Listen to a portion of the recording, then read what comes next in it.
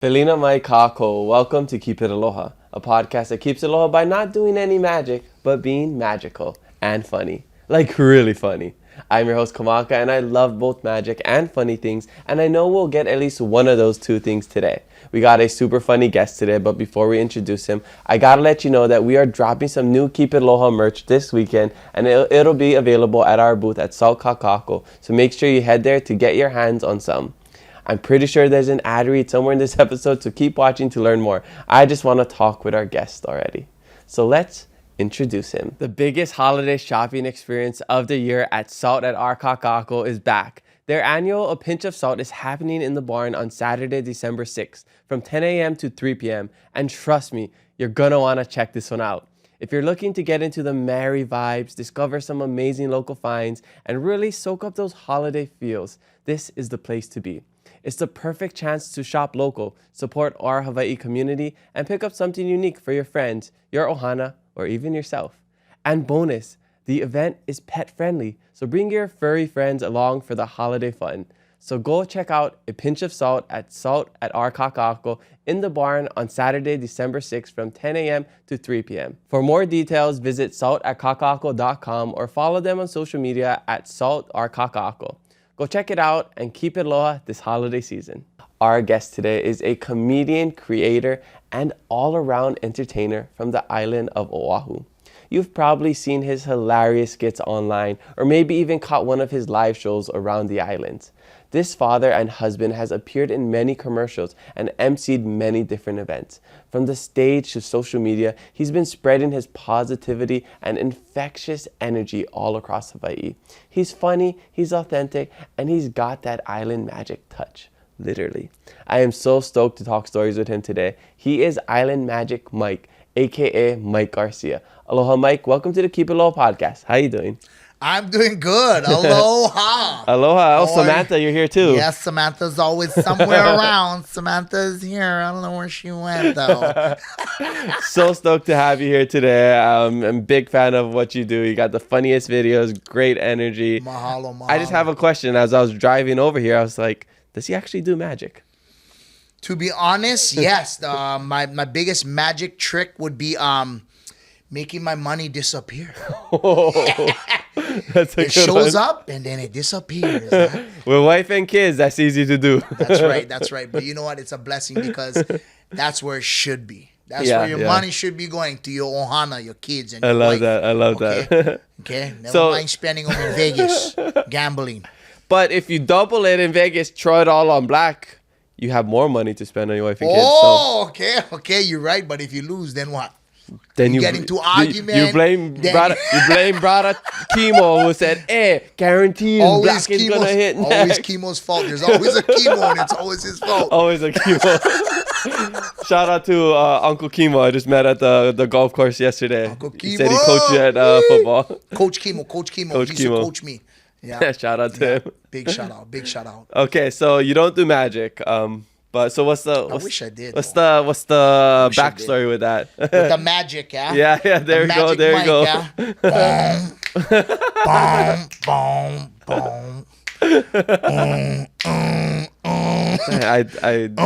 Look what he started. I didn't know I invited Channing Tatum to the podcast today. Never thought I would have him in today.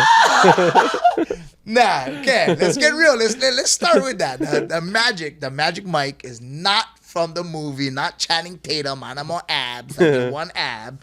It's squishy. That's right. You see that? Yeah, the Island Magic Mike actually came from when I used to work at Disney Aulani. I worked at Disney Aulani for over 10 years, and I was servicing a guest. And I kind of went above and beyond, and the guest was really stoked about it. And they was like, "Oh man, Mike, you're like the real Magic Mike. You're the Island Magic Mike." Because Disney, it's all about the Disney magic, right? And that stuck with me. I was so stoked. I was like, "Hey, you got something there." Just like you say, mahalo. And that's how I got the Island Magic Mike. It is not from the movie. I am not part stripper, okay? It's funny. I had a stand-up comedy show in Kauai and had a Filipino auntie was kind of disappointed. She's like, where is the She said, nudity? I see the plier, the Island Magic Mike. I come all excited. You keep your shirt on. How come you keep your shirt on? I tell you. I thought you was going to do like that and the buttons fly off. Hit me in my eye, hopefully, or something, and you come and tell me sorry. But you spell them with your hips. Sorry. Boom, boom, boom, boom. Boom, boom. Oh, great start to the show. We love the energy.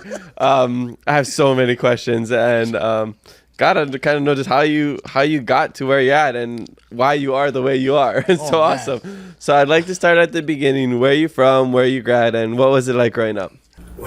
Where am I from? I'm from my mama's womb. I'm pop out. What's the zip code of that? Okay, so I am from actually Kahuku. I was raised there my whole entire life. Lived in Kahuku all the way up till my adulthood, which I'm still on the North Shore now. I'm still on the North Shore. I'm out in Hawai'i, Wailua side, but I am from Kahuku. I went to Kahuku Elementary. I went to Kahuku High School, but I also went to Kailua High School for 2 years, my freshman and sophomore year. So yeah, and reason being was for just I went there for sports, and like I was telling you earlier, I feel like nowadays all these kids are like hopping schools from where they live and switching it up, and the little secret transfer high school portal. I like to say that was the OGs of that. And before, if this was college, before the all the money, the right. stuff. Yeah, I don't know. I can't think of it. NIL. Yeah, NIL, exactly. Yeah. But anyway, I was born and raised in Kahuku. I went to Kahuku Elementary, middle school. Went to Kailua for 2 years. Came back to Kahuku High School. Graduated from Kahuku High School. R4L. R4L. That's right. Graduated for life. Shout out to all Kahuku people out there. Love you guys. Also, and then I tried to go to Windward Community College for a little bit, and I also was working at the same time. I ended up dropping out of college to stay and work because I seen the money, and I was like, oh, money, what? I was doing concrete work at the time, so it was hard work, but it was pretty good money, and I should have stayed in school though. Nah, we like honest. If you never stayed, if you did stay in school, you probably would have never been in the celebrity flag football. Oh, game, you're right. You're right. And that's like the biggest accomplishment anybody. Celebrity flag football. I've never seen Marcus Mariota in that. Nope. I've never seen Dylan Gabriel. Nope. Never seen Tua wasn't over there. Never seen Max Holloway. Nope. Like none of our greatest athletes have been in that. So. We held it down over there. Yeah, so I think that means we're better athletes than them. It's just, I'm doing my math correctly. Yeah, keep telling ourselves that. Keep telling ourselves that. Every day I tell myself, I can do that. I see Max fighting, I can fight like that. I see Marcus Mariota throwing the ball, running the ball, I can do that. Yeah. Yeah, I tell myself. If I never get hurt, I'd be in the NFL right now. Yeah, that's right. right. What I tell people all the time. I tell them, that's right. And that's why the last time was a few years ago, but I called out Bretman Rock for a race. But he's been ducking. Because I tell you, what's up? He's in shape. He get abs. I see him running. He look fast. But in my mind, I can beat him. I think for Bretman, there's everything to lose, and for you, there's nothing to lose. Right. Because he's an athlete. Right. I will lose air while we racing, but you're right. Maybe you can call out. I was gonna say Suave, but Suave is pretty fast. He look fast. I know he look fast. You know what? Okay, I'm older already, but I gotta say, back in my heyday, I'm gonna be one of those uncles right now. But when I was younger, I tell you right now, cause I used to run the fastest on the track, more faster than anybody. But I did. I ran track, played football, and yes, I shall say when I was playing football, I was one of the fastest on the team. I mean, back in my day, you know what I mean? Yeah, they never had video back then. They never had. But they did. If they had video, I tell you right now, bro. They wasn't tracking the 40-yard dashes. You can ask Uncle Kimo, because I just met one of your high school coaches yesterday at golf, and he said, I watch your podcast, and he was asking who's coming up, and I said, Mike Garcia, and he said, I coach him in football. Yeah, it's crazy. So shout out to you, Uncle Kimo, you the man, love you, Kimo. So you did sports your whole life? And was it only football, or did you do other things? No, pretty much, yeah. I honestly did sports my whole life. When I was younger in elementary, I wrestled. I wrestled from when I was young, yeah. I wrestled, and then it wasn't until, it was like sixth grade, I started playing tackle football. I played for the Aloha Red Raiders. In fact, playing for the Aloha Red Raiders, we was the first ones to go and play in the Nationals in Florida. Oh, wow. It was our 6th grade year. I was with... there's Vika Carvalho, bless his soul. He's in heaven now, but he was a quarterback. I mean, we had a solid team. Al Afalava, he had a stint in the NFL for a little bit. We had a really good team. And our head coach was Manti Te'o's dad. Oh, what? Yeah, That's Brian crazy. Te'o. Shout out Brian Te'o. Hey. You taught us kids so much. Even Uncle David Te'o, all the coaches.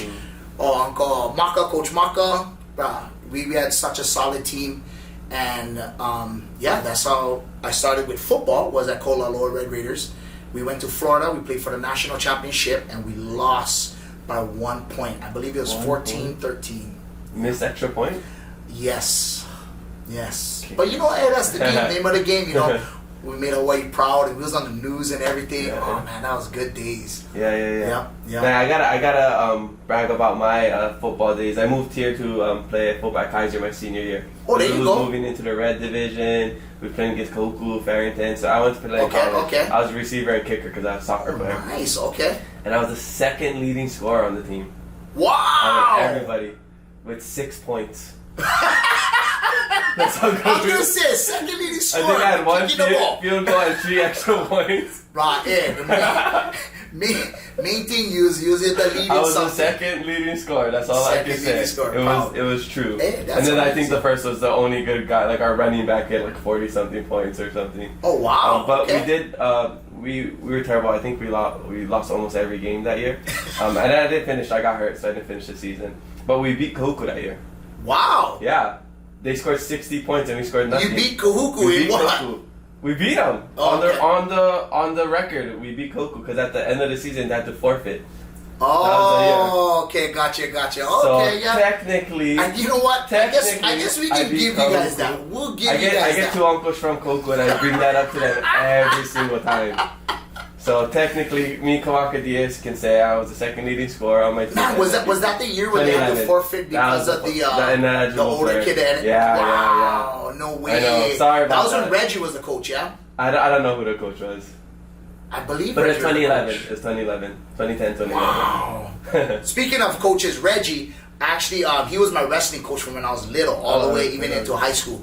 Big shout out to Reggie. He's like hands down one of the most amazing coaches that I've ever been coached by, whether it was football or wrestling or anything. He's a solid coach, man. I'm gonna be honest. Like Reggie Torres is legit. Shout out to him. Shout out. Were you around the same time as Brenton? Because I know he wrestled, right? Yes, Brenton. Oh, yes. He's my classmate. Yes, we wrestled same year. together. Wow. Yeah. Oh, okay. Yeah. Oh, He was a lot lighter than I was. Yeah, but he was amazing at wrestling. Brenton, okay. yeah, Matt Camo, all the boys. Shout out to all you guys. Tykes. Yeah. Dustin. They're all watching this. Yeah, I watch you. Mike, Rabino, love all you guys, but Comment if you guys are actually. yeah, and just to let you know, we actually won the state championship in wrestling that year. Oh, okay, because I know Brenton won. Yes, won state championship, and then as a team we won, and then also we won state championship in football that year. But me, I was injury prone. Oh, yeah. I dislocated my kneecap in wrestling. I broke my collarbone in football. You name it. So many injuries that happened to me. My junior year playing football, halfway through the season, I was a starting running back, and there's a weekend, I forget what weekend, it was some holiday weekend. We went out on a boat to the sandbar, and we're all having fun on the boat, whatever, and I was jumped in the water, and then I was hanging on the side of the boat, not knowing the person that was running the boat, I guess started it to go get someone else, and it cut my big toe. The boat propeller cut my big toe, the engine, woo, literally almost took it off. Like, it was hanging by a skin.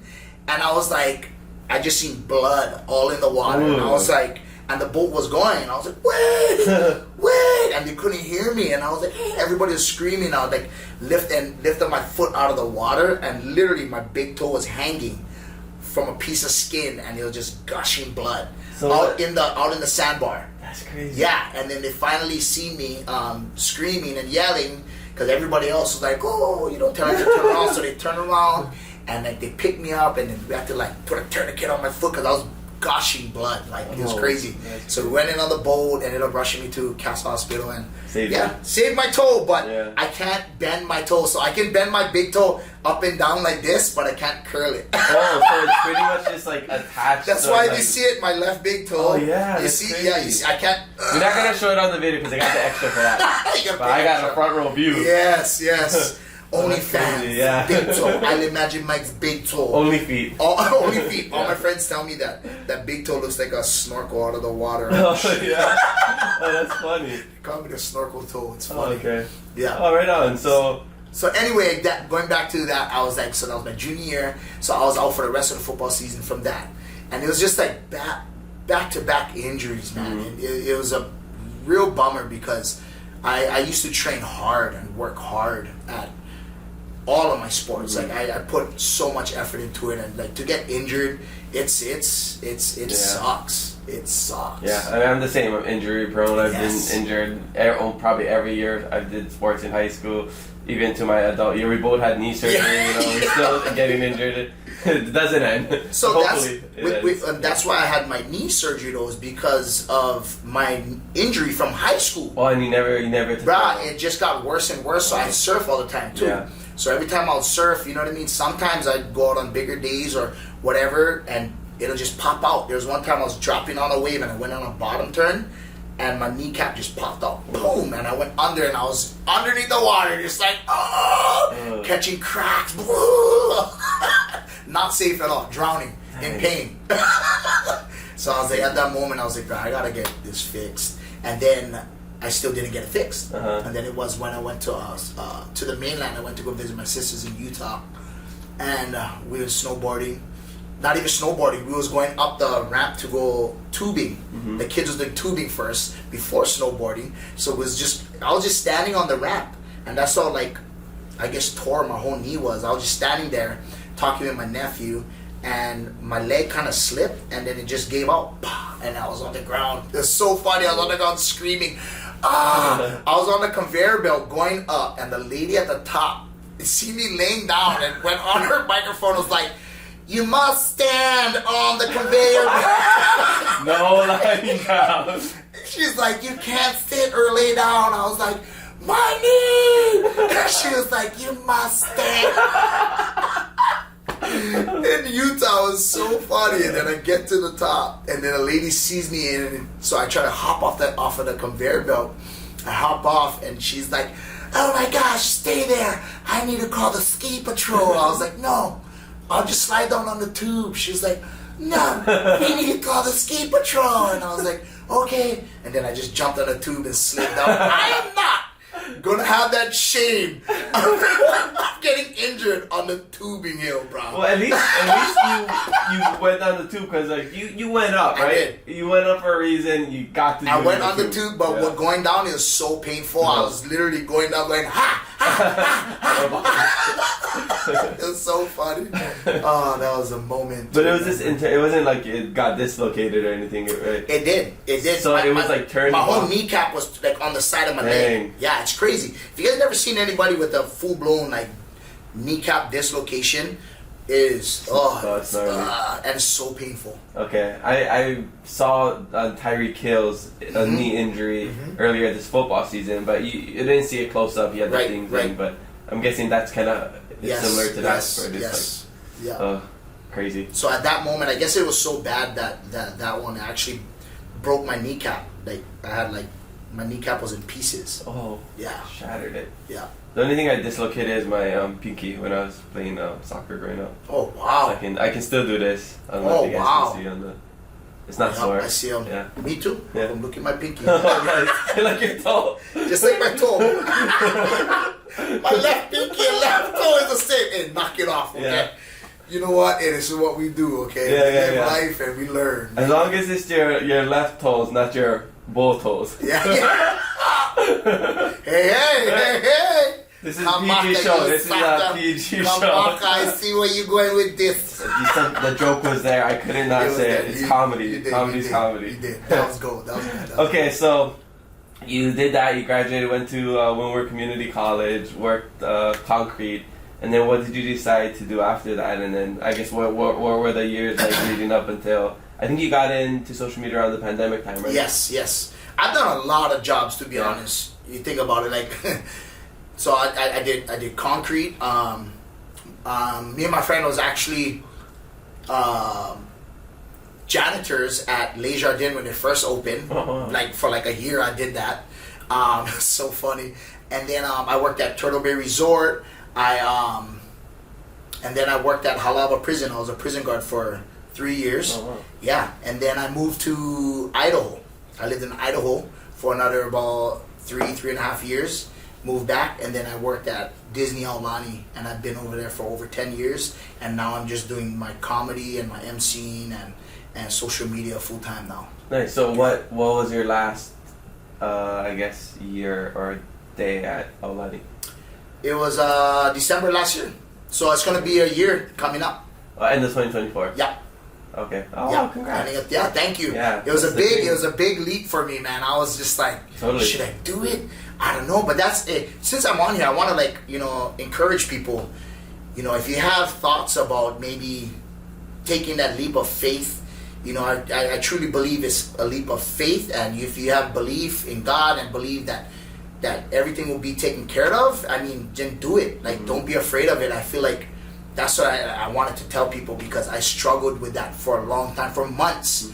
I had the opportunity to leave my full-time job where I felt so comfortable. I think that's the key word is comfortable. I was comfortable. I was kind of afraid to take that step, even though I had hundreds of people telling me, do it, you can do it, you can do it, you can do it. But I was always giving myself an excuse, like, I need the benefits. Or, you know what I mean? Of course, I have 3 kids, and that was a big part of it, you know what I mean? And then I talked over with my wife, and, she helped me out with the benefits with her job. So I was like, okay, you know what? I'm going to take that leap of faith. I'm going to do it. And ever since I did it, man, I've been so happy. That's awesome. Stoked for you. Like, amazing. The time I have with my kids, the time I have with my family, the time I have to put into my stand-up comedy jokes, my skits, my emceeing time. Like, before I would struggle with my job. People would want to hire me to MC for their weddings, for events or whatever it was, and I would have to like figure out, okay, how I'm going to take off of work to MC this, because of course, you make a good amount of money that one night emceeing, you know what I mean? But basically, it took a while for me to finally convince myself. So I'm just I'm here to tell you guys, don't take as long as me. Just do it. No matter if the food you work at is extra warmer than the other hotels. No matter. If their Shirley Temples is better, quit the job. Take a leap of faith. If you're not happy, or I mean, it's not that I'm not saying that I wasn't happy, but you know what I mean. If it's affecting your life, and if you really truly believe that you have something that could be better, or an opportunity, take it, because I mean, you may never have that opportunity again. Yeah. I mean, growth happens when you're not comfortable. So for sure. That's like the biggest message over there. That's something that we always try to tell people here in the podcast as well. So I'm stoked that you did that. You took that leap of faith, and you're full-time content creating, stand-up comedy. Yes. And the stand-up comedy actually came after, because you started just on social media doing the funny skits, right? Yes. How did you get into that? So it was, I told this story before. So it was basically during the pandemic. Obviously everybody's at home doing their thing, and I wasn't really on social media much, to be honest. I had an account, but I wasn't on all the time. But we were just sitting outside one time barbecuing. One of my nephews was laughing at a video, and I love laughing. I love joke. That's just who I am growing up. If people who know me from Kahuku, went to high school with me, went to Kailua, went to Kahuku with me, they know me. Everybody who works with me, I'm just a goofball. That's just who I am. You know what I mean? I love to live life, and I learned that from my brother. I'll go into that in a little bit. But basically, we were sitting down, hanging out, and he was laughing. I wanted to see what he was laughing at, and it was a video from some influencer in the mainland, and they was doing that Don't Leave Me challenge. That was your MC mind. That was my MC mind. You see? gimme. Always playing gimme.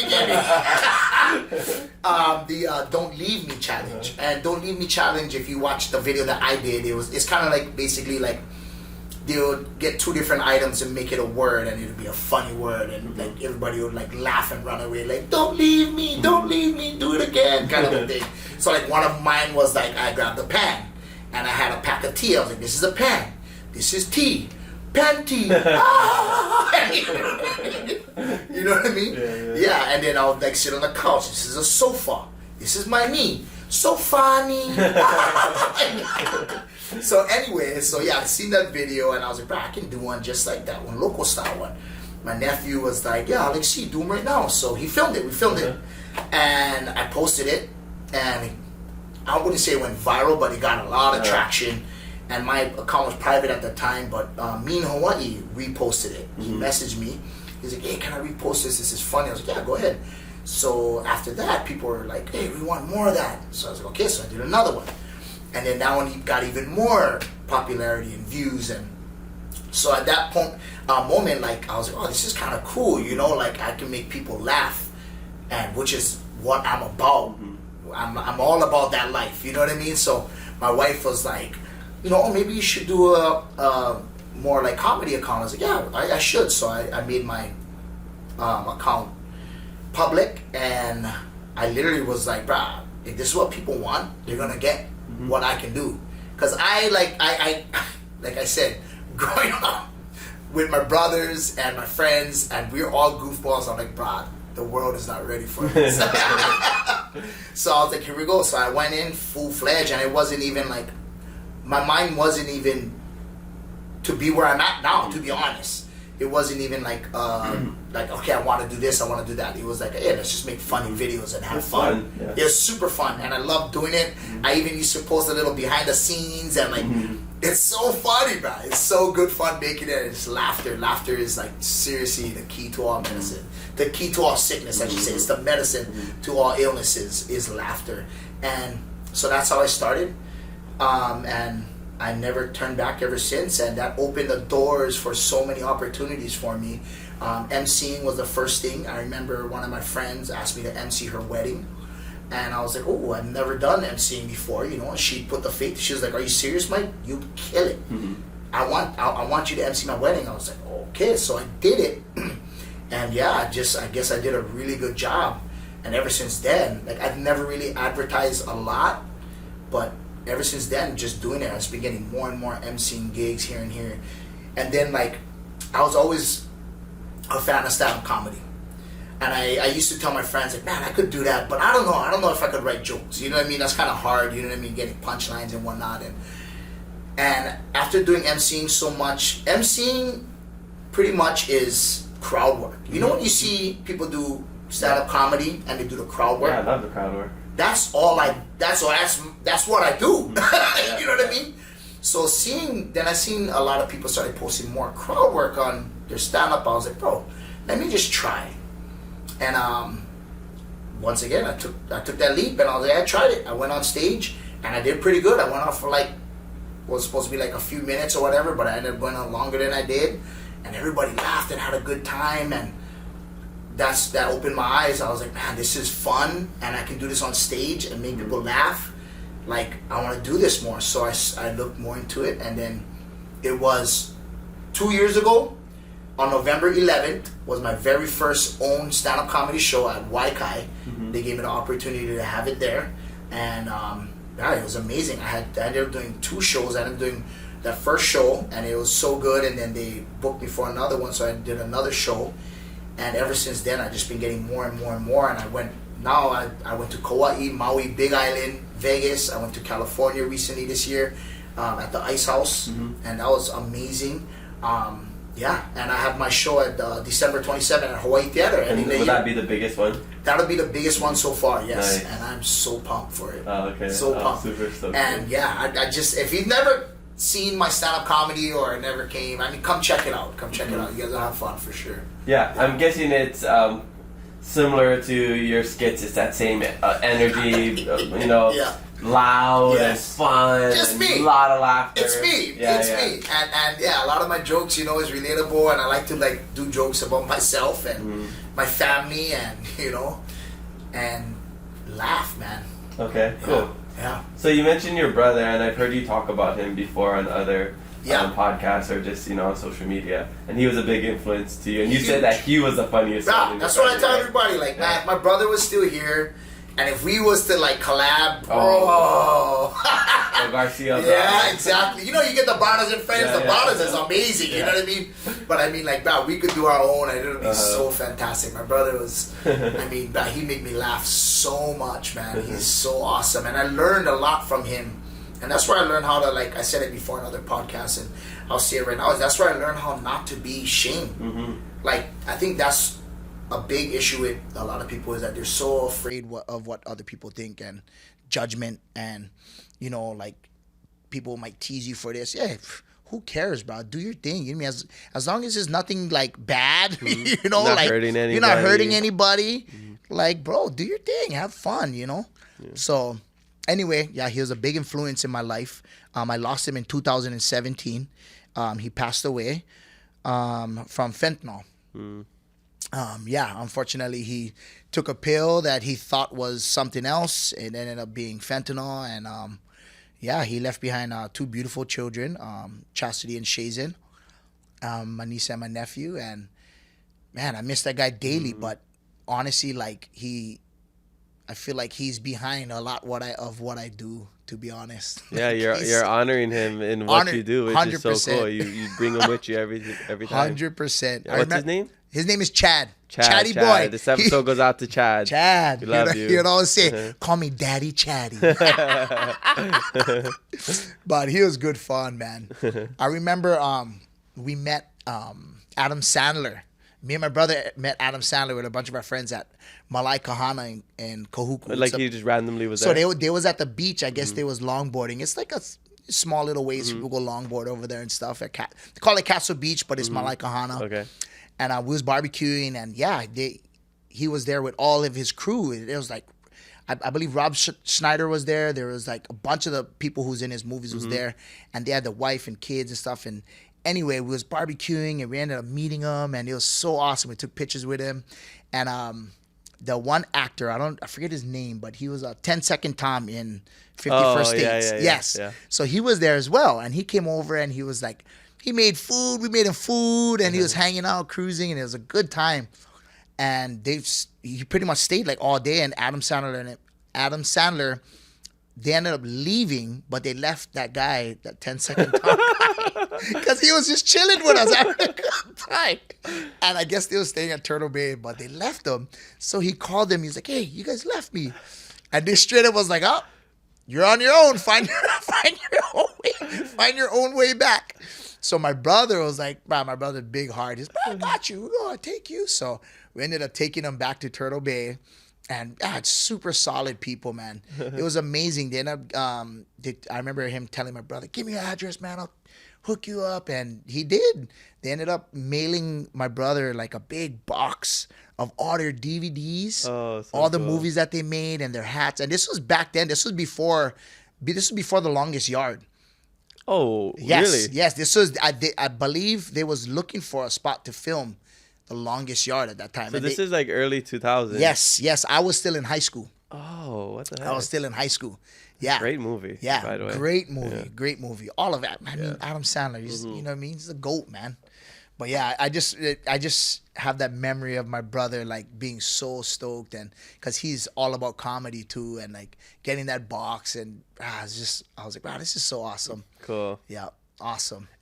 It's nice that you're getting into that position of like somebody excited to meet you. You know how people are like, "Oh my gosh, it's Adam Sandler." Right. You got local kids, local Right. people here who's like, "Oh my gosh, I like Magic Mike." You know, it's so cool how that happens. It is, and it is such a blessing. Like, it literally makes me so happy. It warms my heart, man, when I see these kids come up to me and they're like, "I like Magic Mike, yes sir." I'm like, "Ah, this is so good." They're like, "Samantha," you know what I mean? Like, I hope that I'm teaching these kids to live life happy and laughter, bro. Because there's so much negativity in this world. You know that we see it every day now, especially with the young generation. And like, man, that's not what we need. We need more happiness and laughter. You know what I mean? So it really warms my heart when I see kids come up to me and it's a blessing. And I thank God every single day, literally every single day, the moment I wake up, I give my morning prayers and I thank God for every blessing in my life. What would you say is the biggest blessing? The biggest blessing, that's a real hard one because, like I said, every day is a blessing. But my kids, man, my kids, like, they're my world. My wife and my kids, they're my world, and like, I don't know, it's every day I'm with them, and my son looks up to me, my daughters look up to me, and it's like I am their teacher at home, in life. You know what I mean? Just teaching them every way of life to be positive, happy, and to love everybody with respect. And yeah, I mean, that's my blessing is my children. I feel like God has put them in my life for a reason. Doing just like every other local boy, been through it, got into my fights, got into my squabbles, got into dramas. 17 years old, I was stabbed 7 times. I saw that on your social media. I didn't know about that. Yeah. Because I see the scar. I never thought Yep. anything of it. But then when I was looking at your social media, I saw you posted. Yep. Crazy. Yeah, it's crazy. It was one of the scariest moments in my life. Super scary. I was on the ground bleeding, thought I was going to die. I was praying, like, I literally apologized to God. I was like, God, I'm so sorry, Jesus. Please forgive me for my sins. And I just honestly thought I was done. 100%. I was bleeding everywhere. And that was all my fault because my stupidity, being young and dumb, making wrong decisions. I went out to a party, wanted to have drinks, wrong place, wrong time. One guy was going to fight with my friend. It was my fault for getting involved I just tried to stop it, but I ended up getting involved, And yeah, that's basically what happened. Long story short. But I truly believe in forgiveness. And that was the most scariest moment of my life for me, my family, my mom. I can imagine what my mom was going through, my sisters, my brother. And there was nobody's fault besides mine, Yeah, I was there, and it happened. But of course, the person who did stab me, I forgave him a long time ago. And the craziest thing was just most recently, it was at the Chief of War premiere. I seen him. I haven't seen him in a really long time. And he came up to me and he apologized to my face for the very first time, bro. So cool. Yeah, it was heavy. And I told him straight up. I was like, bro, I forgave you a long time ago. You know what I mean? But this is amazing. And he, it was, you can see that it was a weight lifted off of his shoulders too, And there's he was carrying that for yes, so long. Yes. And, I don't want that I don't want that on anybody. You know what I mean? So I truly believe in forgiveness. Things happen. You know what I mean? Yeah, he shouldn't have stabbed me, but it happened. You know what I mean? And it was a blessing that I survived. And it was a blessing for not just me, but for him as well, because he probably would have been in prison. You know what I mean? And I'm alive now. You know what I mean? I have beautiful children, and it's a testimony in my life that I feel like, I try to spread to the young youth nowadays that, you're not above anything. You're not above, I don't care how tough you think you are, bro. Just if you live a righteous, loyal life, man, blessings will come. You know what I mean? And if you want to live that horrible life, which is drinking, partying, doing stupid stuff, that's the kind of stuff will happen. Comes with the territory. It comes with the territory, So, yeah. It's one of those things where it's like you surround yourself with, 5 millionaires, you become the 6th. You surround yourself with 5 knuckleheads, you become the 6th, right? It's just your environment. Very true. It really has an effect on who, who you become. No matter how much you say, nah, that's not going to be me. It's not going to be me. It's going to come one time where you're going to be like, maybe I want to test that. Maybe I want to try that, An incredible story you have. I think the most amazing part of hearing your story and just knowing you from your social media and everything is you're so positive, so happy. You have so much aloha, but it hasn't been easy. No, and that's what I want to tell everybody too. Like, I am super positive. I'm like, Mr. Energy, try and be happy. And, but I also have my trials in life. I also go through ups and downs. And, like, I'm telling you, that's life. Every single person goes through it, and I have my battles that I battle with. I'm going to be honest and speak this real right now. I've been battling with alcohol for, I can't even count how long. It's been a battle. And that's me. I've been drinking for a long time, and then I quit, and then I drink again. And in local style, everybody just have a few beers, drink. So, like me, I went on a deep path when my brother passed. I turned to alcohol and drank, even though I was still going to church and being the best person I could be. I mean, I feel like that was like my downfall was, man, like sometimes I wouldn't even realize that I'd be drinking. I don't even know why I'm drinking beers, and it came to a point where I had to realize, like, man, I have an issue with that. I would try and use that to cope, to try and go sleep sometimes, because I miss my brother. Because people don't realize, right after my brother passed, a few years after that, I lost my cousin that I was really close with. Months after that, I lost my grandma that I was even super close with. And then a year after that, I lost my brother-in-law that I was super close with. And literally 1 month after that, I lost one of my good friends. And this was within literally from years. There's a few years. And man, talk about mentally. For sure. Mental battles that I still deal with daily. Yeah. I'm not even going to lie. I still deal with that daily. But I feel like that is the reason why I just want to be happy and positive. And that's why I that's why I am positive and happy. And I want to make other people happy, because, man, like if I was to show everybody when I'm down, you know what I mean? Like, yeah, it'll catch people's attention, but at the same time, let's try to live the positive life and be happy. Even when I am down, trust me, I laugh sometimes. I'm like, bro, like I'm in a down position and I'm real negative and sad. But I'm like, you know what? Hey, tomorrow's never promises. Live life to the fullest today, Yeah, I love that. I mean, I'm a very positive, optimistic guy, and I've learned a lot about just being optimistic, optimism over my adulthood, because, I was kind of more like, yeah, everything's great, nothing's bad. And that's kind of like the kind of positivism, optimism that I would have. And, it wasn't until I got a little older when I'm just like, no, there is bad and things suck sometimes. And maybe I don't feel good today, but because I'm optimistic, I know how to get through it. And I know that there is better. Yes. There is the sunshine after the rain, and knowing that, I think, helps you keep that positive attitude. It's not that you're ignoring all the bad and being like, oh no, I'm showing this happy, go lucky thing on social media because, that's who I am. Yes. But yeah, sometimes it rains and I don't like the rain.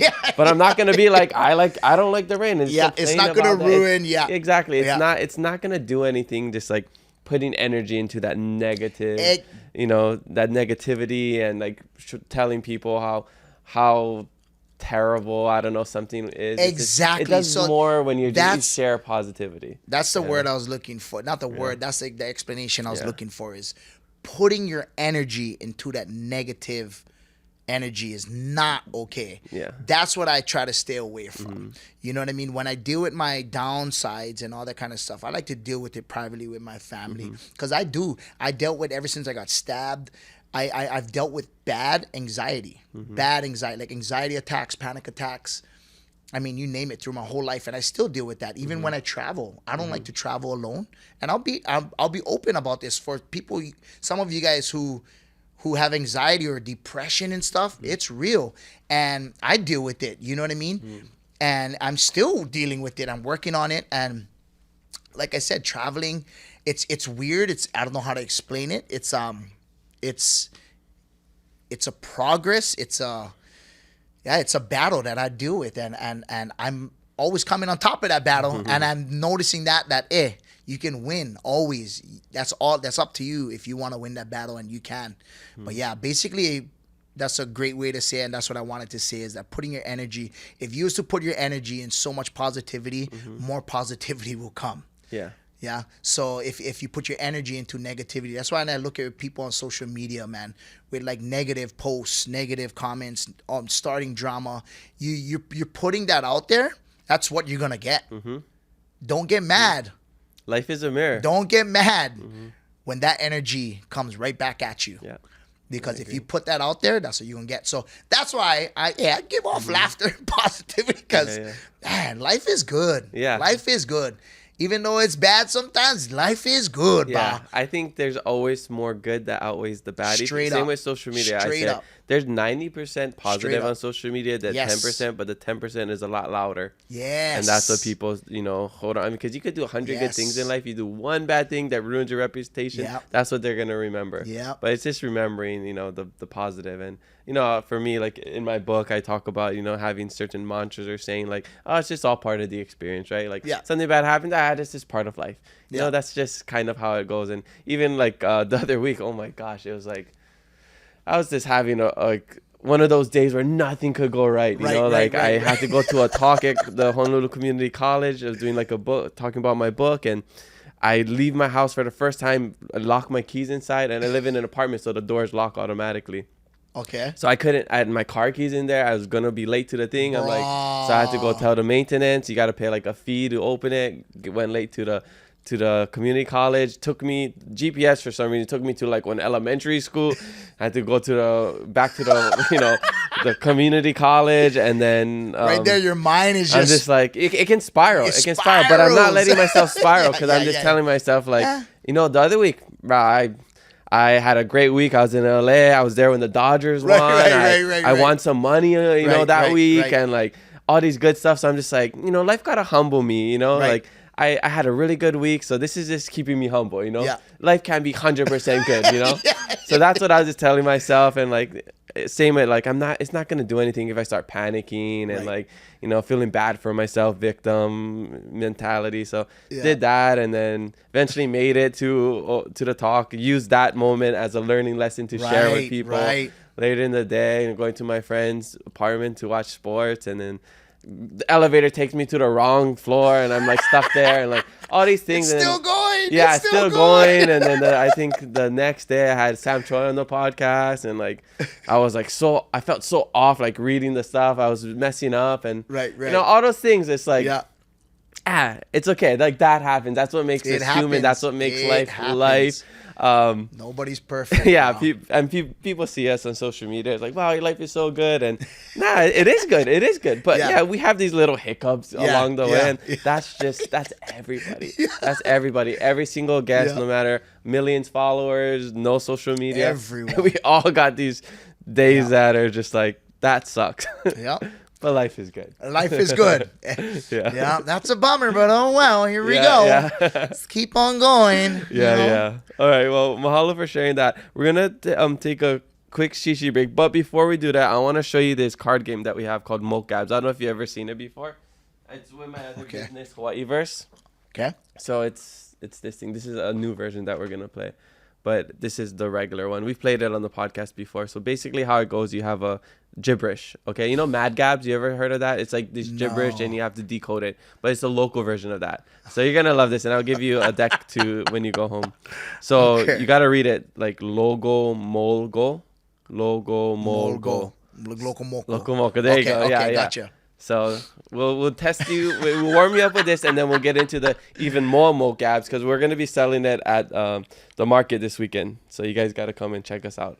Okay, so let's see what maybe we'll do this. This break that we're going is shishi break. Gonna make doodle break. Nobody has ever done that. Actually, I just joking, bro. I just joking. One guest has actually done that. No I'm not way. gonna say who. Out of 200-something episodes, there was one guest who had on doodle break. Bruh, I hope they went sprayed a bathroom after like one match or something. We have this bathroom in here, but there's another like public one outside. And you send them outside. Yeah, they chose to do that as a courtesy. As a courtesy. I'm gonna be honest. If I got a doodle, I'm doodling in this one. It's okay. It's okay. You guys gonna have the smell of the real Magic Mike. Hey, we'll take that. We'll capture the smell in like a jar and sell it. All right. So so you read this right there. Okay. And read out loud so we can hear. Now here heap be focure we. What? So you keep reading it, and then it'll make sense. Now here heap be focure we. Once you do it more, you learn how to read it in a certain way. Okay. I'm trying to like. Am I saying it wrong? So nowhere heap be focure. Nowhere heap be focure. When you're not reading it, then you can hear it out loud. We can hear it kind of clearly. Nowhere.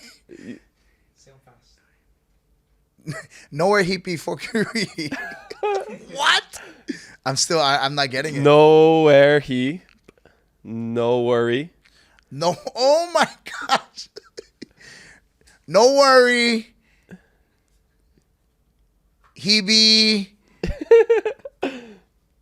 Before cure we. Bruh. Maybe I should have done these one. No worry beef curry. Bruh. Here, we'll go an easy one. We'll go an easy one. Beef curry. Okay, this one I think should be pretty. My brain. Okay, bro. okay. I think this one should be good. Let's try this one. Just hobble less haul.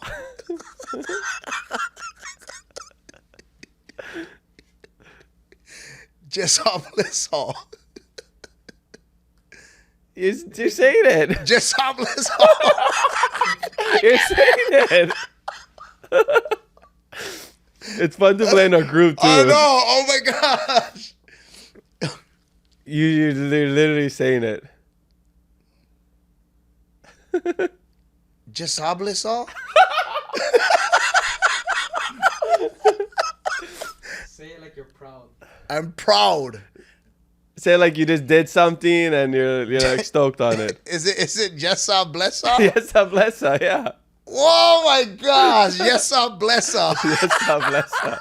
Just bless her. So it's in this gibberish. So the goal is to like uncover the gibberish. Okay. Okay. So you get it. I'm trying to think like with the letters. I'm thinking I'm reading it. I'm thinking like J, something. No, you but got, it's not. Okay, yeah, okay, you gotta. Okay. And once you get it, you read it in a certain way that you know like what's going on. Okay. Just all bless. Let's see. Okay. And you made these? Me and my team. I didn't honestly. I don't want to take the credit for like writing these things, but my team basically did. Right. It's like in a group project and they do all the work. Right. I'm the guy who was there. And you present it. You're like, oh, right there, exactly. Teacher. This is what we came up with. Exactly. I got an A+ on the project, I was just the one who presented. Okay. I'm trying to think of it. What would be an easy one just to get it? Okay.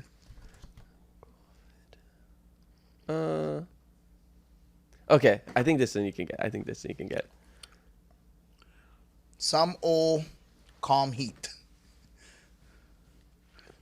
Some old calm heat.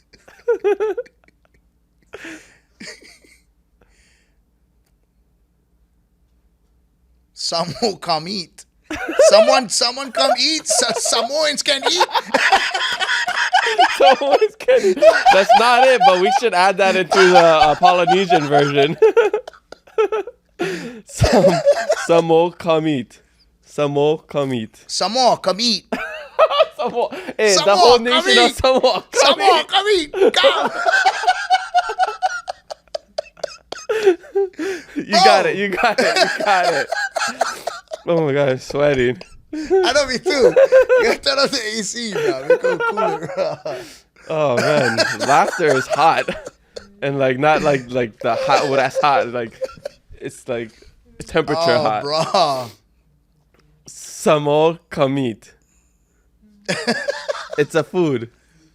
It's a food? Yeah. You're gonna watch this. We're gonna post these clips, and you're gonna hear it. Yeah, I can't hear it. A food?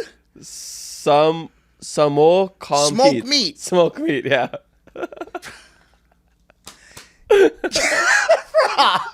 I thought you'd be better at this, to be honest. Yeah, I know. I thought I'd be better too, but it just some people, their pigeon is so thick that this is like regular to them. You know, when you're just like reading it, you're like, what does that even mean? But to them, it's like proper English. Reading this stuff sometimes they get it so fast. Okay, what about this one? This is from the even more mocabs. There's an adult one. There's an adult one that's like really like inappropriate and funny. Oh, really? Yeah, you gotta get that one. Gosh. Yeah, okay, but try this one. This is PG. I haven't even done this one. Bowl low wed. Bolo head. There you go. Hey, we moving. Bolo head. I'm a proud bolo head. Okay, let's try this one. Dad's duck hind. That's the kind. That's the kind. Okay, you're getting the even more mocap one. That's 2 in a row. We're moving. That's a lot more simpler than the other ones you're showing. It's like I think there's a whole spectrum, right? Right. Because there's some harder ones, some easier ones. Right. Yeah. Let's see. What about this one? Let's go to bomb boot shaw. Bambucha. Bambucha. Okay. Okay. Yeah. 3 in a row. Okay. Let's see. Let's get to 5 and then take a shishi or doodle break. Shishi doodle. Yeah. Whatever you like. Stretch out. Yeah. Okay. Here. Push up. Something jacks. Grave he burg her. Gravy burger. There you go. This is the one. This is the easy one. Okay. Let's try to end on a little harder one. Let's see. I haven't even looked at all these. Oh, okay. All right, this is perfect for you. Okay. All right, this is what we're Here gonna... we go. No bees shame. No be shame. All right, so no be shame. We're going to take a quick shishi break. You go do whatever you want to do. This is only going to be 1 second in your watching time. But if you can take one shishi or doodle break. Shishi your pants, don't worry. Don't even leave, yeah? Let's get those mats for the That's dogs. Right, yeah, that's right. Or just wear the pants. Yeah. Put on those adult diapers. No be shame. We just said no be shame. Do what you got to do. Brah. Speaking of that, my mom, bro, her bladder is weak. She got a shishi all the time, bro. I tell her, Mom, what you doing? She's willing to go shishi on the side of the road sometimes, bro. Okay, shishi break. We're going to take a shishi break and we'll be right back. After 175 years, some people still think we're just a ranch. And we just farm all day. What they don't realize is we wear many hats. And that's just how we roll. You just might see some old friends. Or make some new ones. So come hang with us. Drive on out to the country. And get that epic snap. No matter what you're looking for, come discover where legends are made. All right, we're back from a quick shishi break. Or doodle break, you never know. But let's get it. We're thinking about the song for Magic Mike and how the song Pony, the Magic Mike's, the song Pony, right, from Genuine. Like, who came up with that sound and thought like, that's sexy. Let's put this on the recording.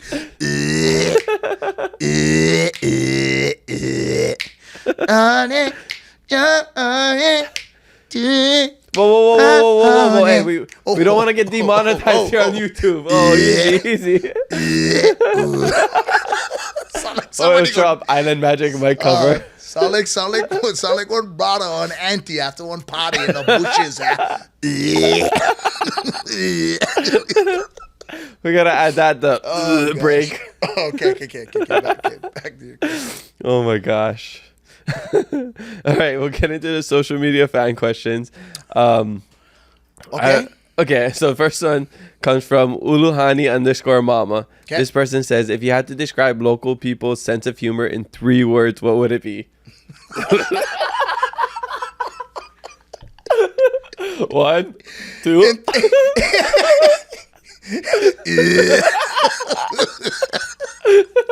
In 3 words. Oh man, local sense of humor is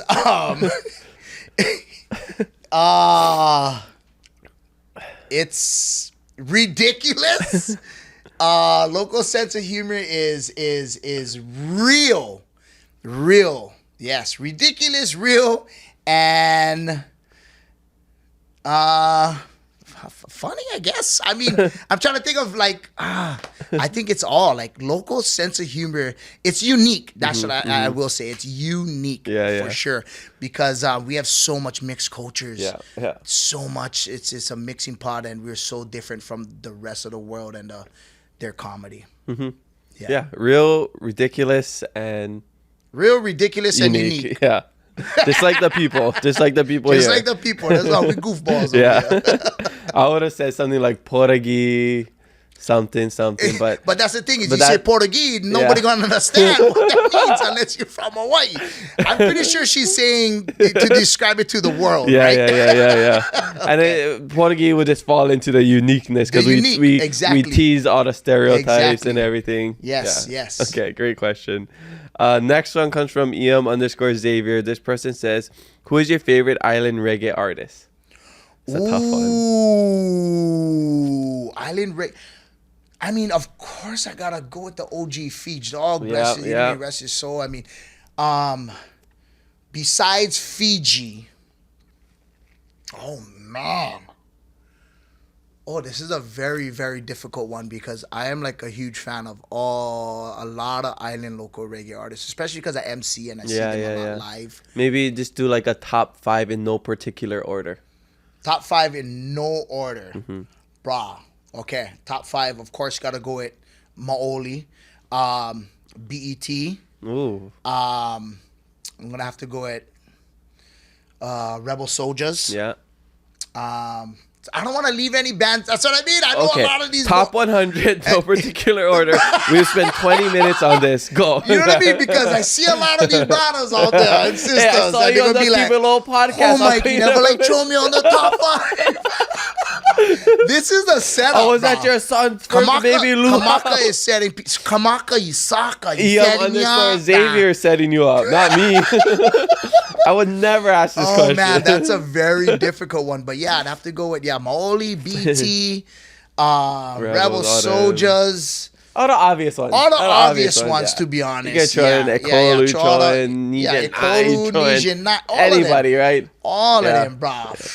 High Risk. You guys don't know who High Risk is. Oh, and by the way, I used to be in a reggae band too. Well, let me go with this next question, okay? Two Log says, how was it playing drums for the legendary Fiji at the wedding gig in Laie last minute? Oh man, that was probably one of the most magical moments for me, to be honest. I was actually emceeing a wedding in Laie, and Fiji showed up to perform, to play, and the drummer was running late. And I didn't even know. I was just on the microphone doing my thing, killing the time until the band starts. And the sound guy, Senna, shout out to Senna, came up to me and he was like, Sully, Mike. He went kuku, by the way, for the Moana. Senna, love yous. He was like, hey, just to let you know, the drummer for Fiji is running late. And I told Fiji, for drum. I was like, what? He was like, yeah. So he talk to you. I was like, oh, bro, okay. And me, I know how to drum, but I'm not a professional drummer. I played for a reggae band, just, me and my boys, just kind of, we did our little thing at one point, but I don't consider myself a professional or can play with anybody. Yeah, and you did drums in the band? Yes, and I was the drummer. Oh, okay. So I went to Fiji and I straight up, I was like, right when I walked up, he was like, my man. He was like, so what? You drum? And I was like, I told him straight up, I was like, yeah, but let's get a but, okay?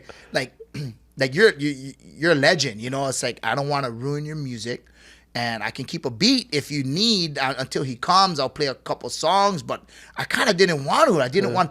I've heard some stories from other musicians how strict Fiji is. That's why, he wants his music tight, which is. Yeah. Of course, understandable. So I was like, I don't want to get snapped at on stage. You know what I mean? Bada gonna be over there throwing his microphone at me. You know what I mean? Warrior's gonna start right now. He could Bah. stand up. He could tell you, get could out. stand up. You get out. Get off the stage. I did not want that to happen. I straight up was kind of nervous. I was like, bruh, like, what am I doing? Okay, so, but I agreed. He was like, hey, if you don't want to do it, don't do it. I was like, nah, I'll do it. I got you. He was like, okay, you confident? I was like, yeah, let's go.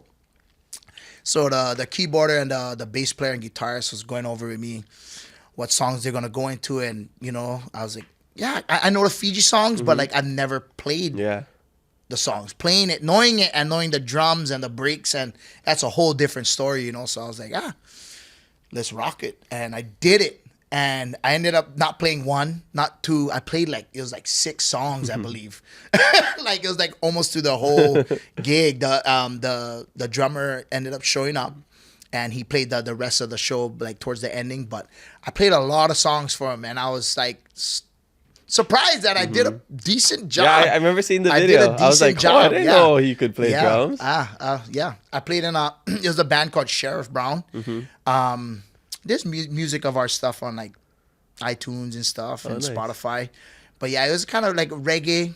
We was all from Kahuku, little reggae rootsy. But we had a point where we was kind of starting to do really good, you know. Like we played in the Shell with Ray Jr. put on one of the concerts. It was when Catch a Fire came down. Wow, no way. Yeah, we played at the Shell. We played all over. Traveled, went to California, played a couple gigs, and it was a fun time. But yeah, I haven't touched the drums in years, so don't ask me to drum, you guys. That's so cool, though. What a cool moment. Yeah, it was an amazing moment. It was really that moment, you know, because I was like on the stage playing for Fiji, with Fiji, playing Fiji songs, songs that I grew up to, especially on Kahuku, like ESI. That's all we played, you know what I mean? Growing up, that's all we listened to was just Fiji, man. And it was amazing. We listened to everybody else, of course, you know, Natural Vibes and stuff. But like Fiji was the man, you know, and playing for him was like a huge honor. Huge honor. I was so blessed and thankful. And I made sure I gave him a hug after. I was like, wow, thank you for the opportunity. And he was happy. He was like, hey, man, thank you. You did a good job. So it made me happy.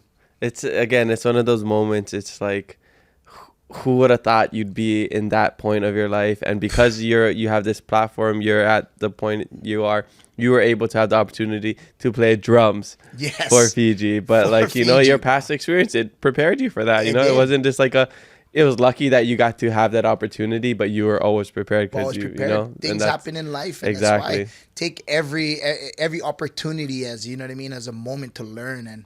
And that's what I did. You know, I played the drums at one point, and I thought I would never play it again. And I played it for Fiji for one night. Like, what? Yeah. Who would have thought? That's cool. Yeah. The closest thing that I would ever get to that is we had our live podcast at the Blue Note a couple months ago with Seven Sons, Justin Kavika Young, Sean Pimentel, all those amazing musicians.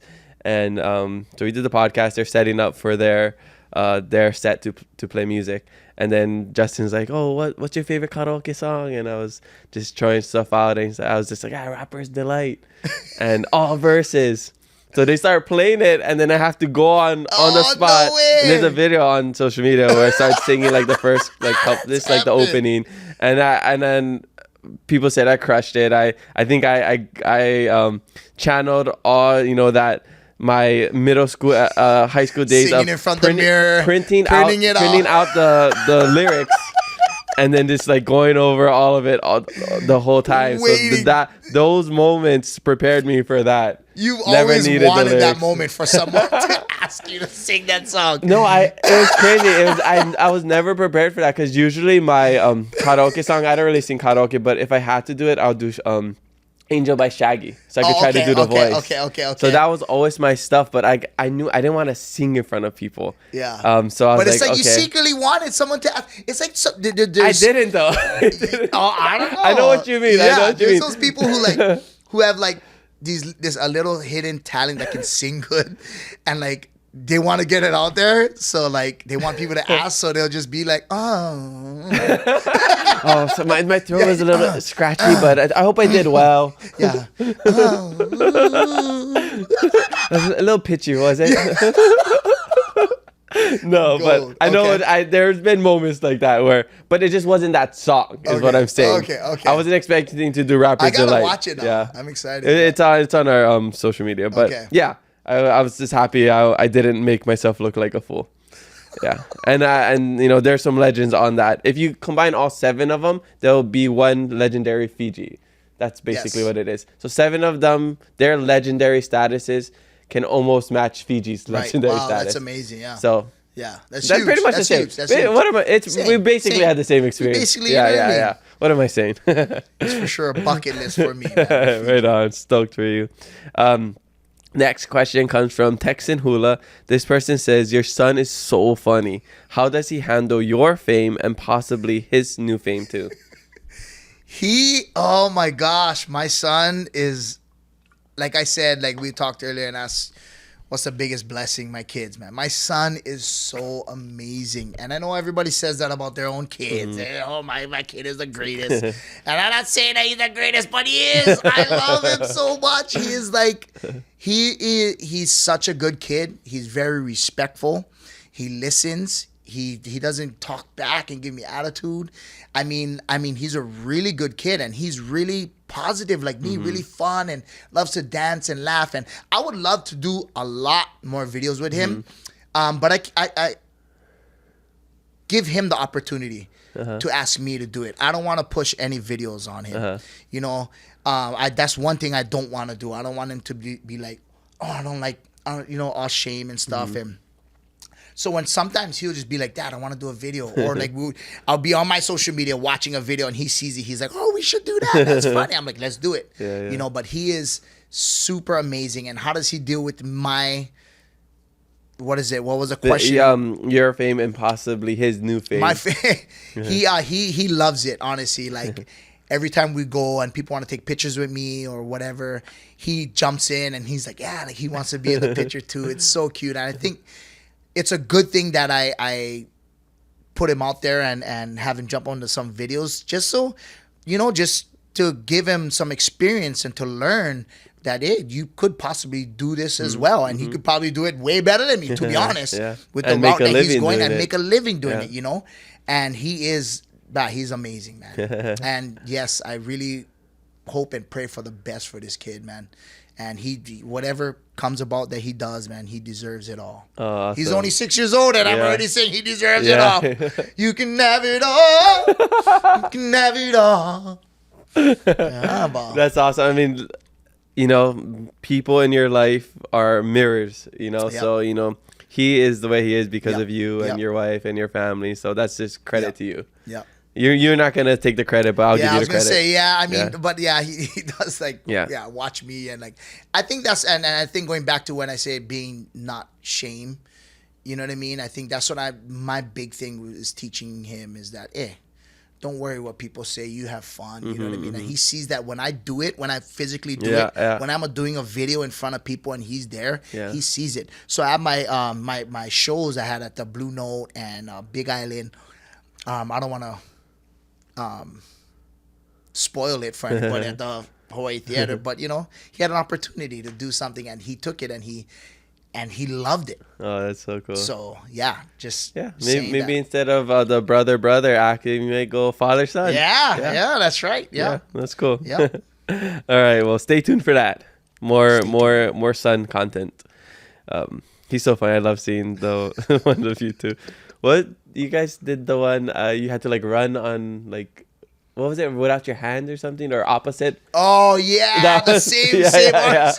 That was with him, right? He did Yes, it. with Yeah. him. Try it. It's so fun.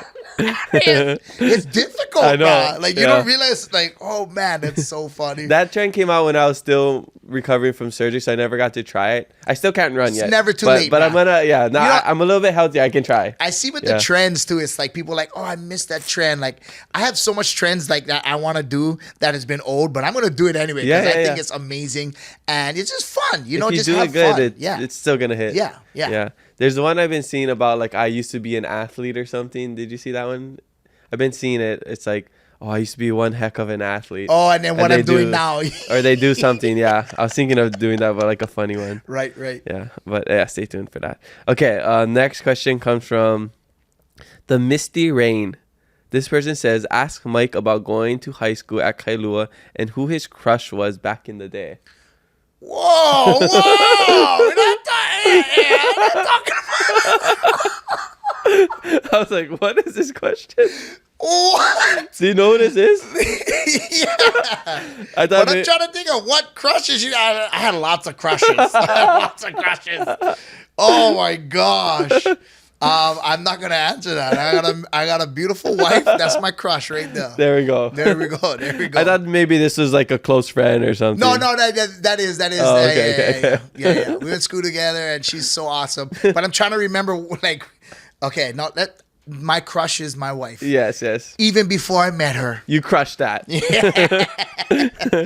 Okay. Next question comes from Lil_Reaper_SJ. This person says, how did you overcome the fear of being on stage, and what type of advice would you give me? Whoo, that is a huge one, because being on stage, especially with stand-up comedy, I feel like that's like 70 to 80% of doing stand-up comedy is being comfortable on stage and being comfortable with failure. And how did I overcome that? To be honest, time, practice. And the practice that I got was doing my emceeing.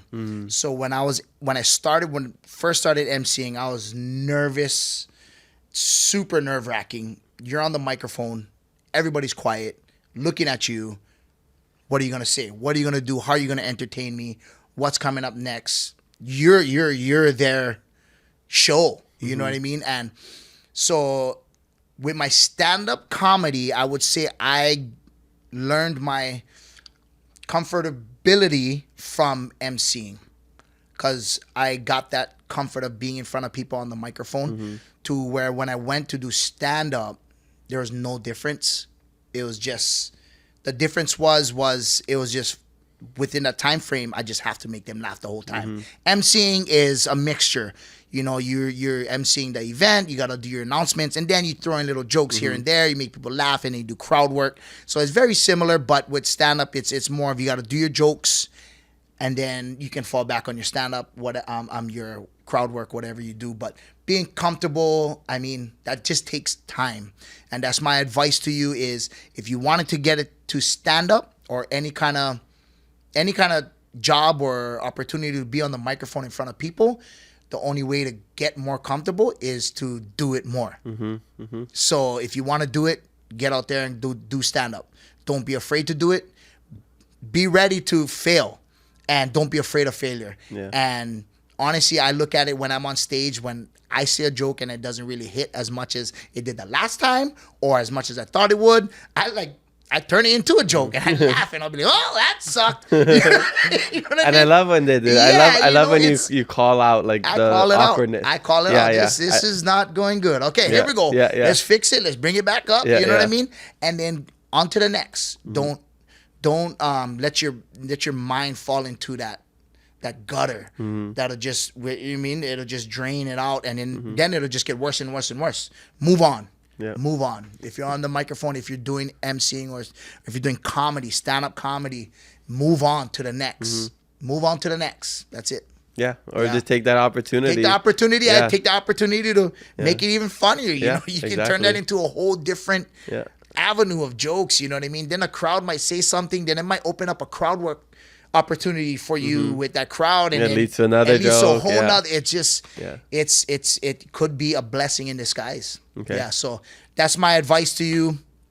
Being comfortable is just put your time in, and a lot of people. That's what's funny is when I got into stand-up comedy, I heard some other people saying like, "Oh, you didn't put in the years of doing stand-up comedy and all this." It's like, I've been doing comedy for a long time, maybe just not on the stand-up comedy stage, but I've been doing stand-up comedy and comedy in front of people for a long Exactly. time. You know what I'm saying? Yep. So that's where I feel comfortable, and that's where, like, if you've never done any of that, then just go and try. Yep. And just, you'll get better and better and better. Even me right now, I'm still learning. I'm still getting better. I promise you, from my show 2 years ago is a totally different show to what it is now. And it just gets better and better with time. Just with anything, you know what I mean? You're not gonna surfing. Yep. The day I started surfing, I was trash. till now. You know what I mean? It took years, but hey, you go more, you do it more, you get better. That's all. Yep. You don't learn about surfing by reading or watching about surfing. You just got to do them. You got to get in the gotta do water. it. You got to You gotta fill. do it. You You gotta got do to, it. charge waves, charge small waves if you need. Yep. And yeah, that's how you learn. That's Yep. pretty much it. Awesome. Okay, next question.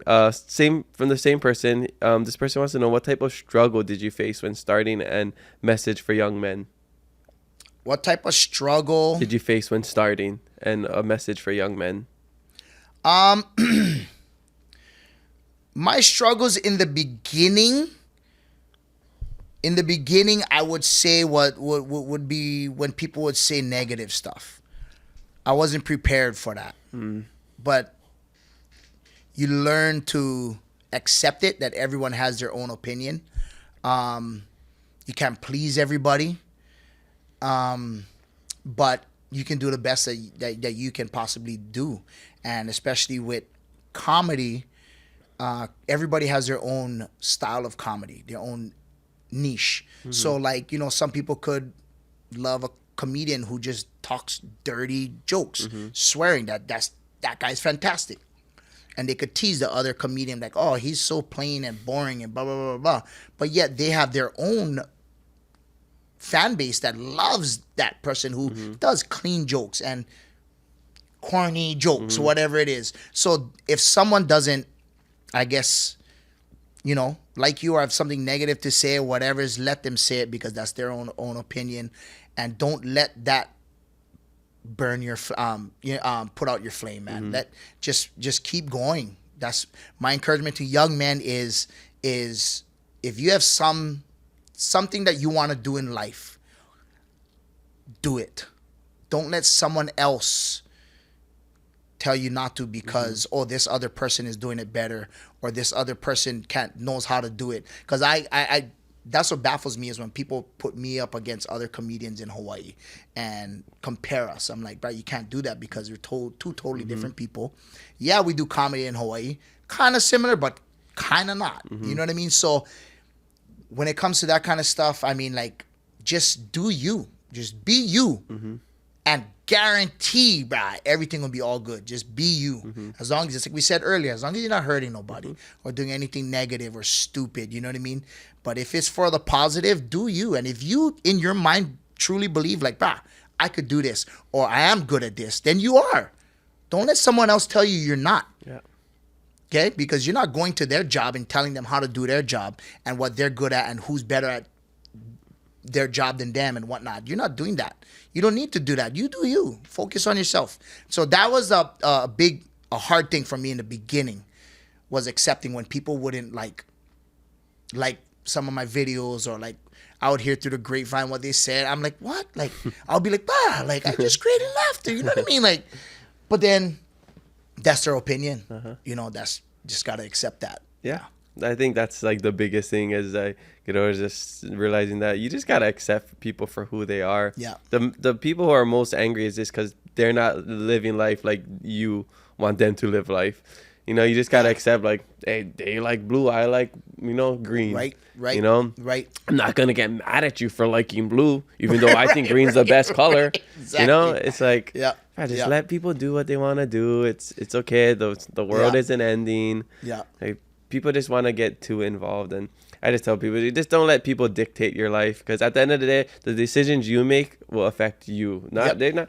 If you decide to do that or not, that random person on social media isn't going to be affected by it. You're right. You're going to reap the benefits. You're going to feel, the repercussions of your decisions if it's bad.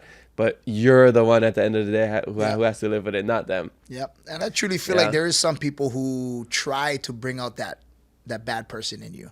Try to bring it out. You know what I mean? Like, I feel it says more about them than it does you. But there is people out there like that. So you just gotta just do your thing. Yeah. And so young man out there, strive for the best. Whatever you have in your mind, your goals, bro, nobody can stop you from achieving it. Nobody. Go get it. You got them. And don't take advice from people who aren't in your field and doing what you want to do. Hey, that's a great one right there. If you're trying to become a comedian and you get Brother man's working at the register saying, "You want to be a comedian?" Okay, well, no, I'm not gonna listen to you. There's so many times that there's a couple times I was like, I was at a gig and I'm emceeing. There's this drunk brother. Give me the microphone. I'm more funny than you. I tell him, here you go, buddy. Go ahead. Nah. Always. It's hilarious. Always. Everybody always gets something, but Exactly.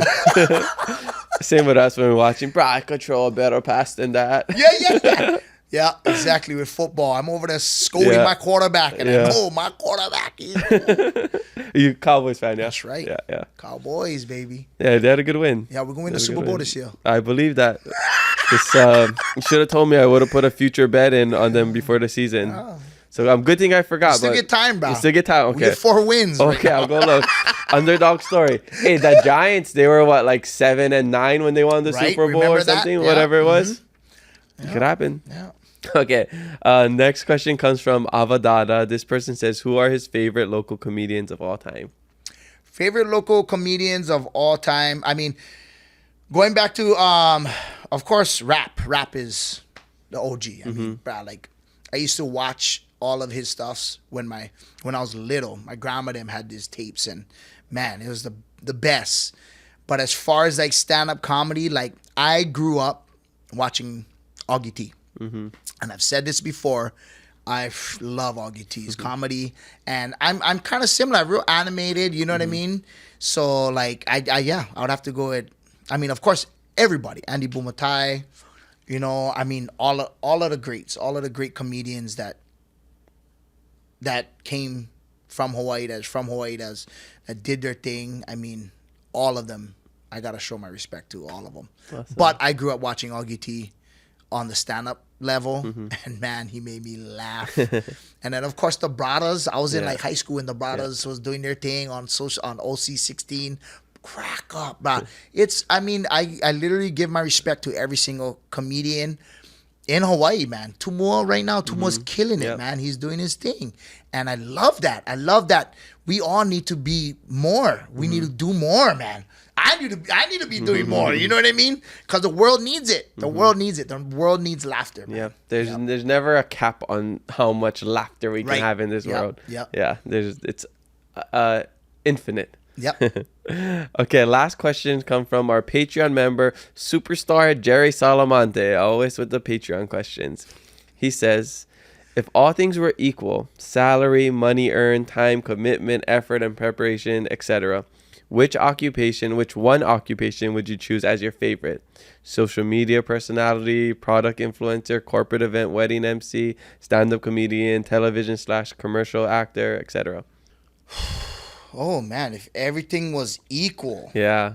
and it has to be based off of what he just listed there. I think these are just examples of probably your life, but if it could be anything, I would like to know if anybody's ever asked like, oh, if you could have one talent, you could be good at anything and for sure be successful at it, I think I would always go singer, because I feel Really? like I can't sing. I don't want to be a singer, but I feel like that would be like the number one way to reach as many people as you can and like touch Right. their souls. Like, Right. If I Singing could have music a sing, is huge, and yeah. you could write whatever you want. You Yes. can share any message you want. Yes. And you have like the biggest platforms. The Beyonce, Taylor Swift, Yes. like you got those Ariana Grande. Now she's an actor. She has like 300 million followers. But I think he's saying is if everything was equal, I mean, well, No, I'm just using that as my example for like if you could have a talent. Yeah. And that would be my answer for like that. right. Yeah. Right. Oh man. Yeah. Honestly, I always wish that I could be, and I'm like horrible, but I wish that I would love to be a pro surfer, bro. Oh yeah. Bro, I like changed mine. I'll be to basketball player. surf and travel the world, surf at the best surf spots in the world, and be the best at it, And get paid millions. Yeah. and just like it's so much fun. Like I don't know. I mean, I'm pretty sure there's the pro surfers now are like, yeah, but it's a job. You know what I mean? Because that's what happens with people who end up doing the things that they love. They fall back. It's still a job. You know what I mean? But if you enjoy what you're doing. But I enjoy what I'm doing right now. I would probably still stick with comedy, comedy and surfing, because I love making people laugh. I love making people happy, and what I do now, bruh, I enjoy it. That's all I have to say is I enjoy every minute of it, and I would have never thought that I was gonna enjoy what I do making money. You know what I mean? Enjoy my job. It's the best. I've done a lot of jobs, and I didn't say I didn't enjoy it. It's just you know how jobs are. You work for big companies, corporate companies. You work for the Nothing better state than or working whatever. for yourself. Yeah, when you work for yourself, man, brings joy. Yeah. So yeah, I'll be on comedian surfer. Surfing comedian. I'll be telling looking jokes. funny on the wave, surfing funny. He's funny on stage, Yeah. funny looking in the water. Okay, and last one. He says, you've said that your brother was the funniest person you know. Can you share a story or a fond memory of him that still makes you laugh today? Oh man, I have a lot of memories, and there's a lot that I shouldn't even say.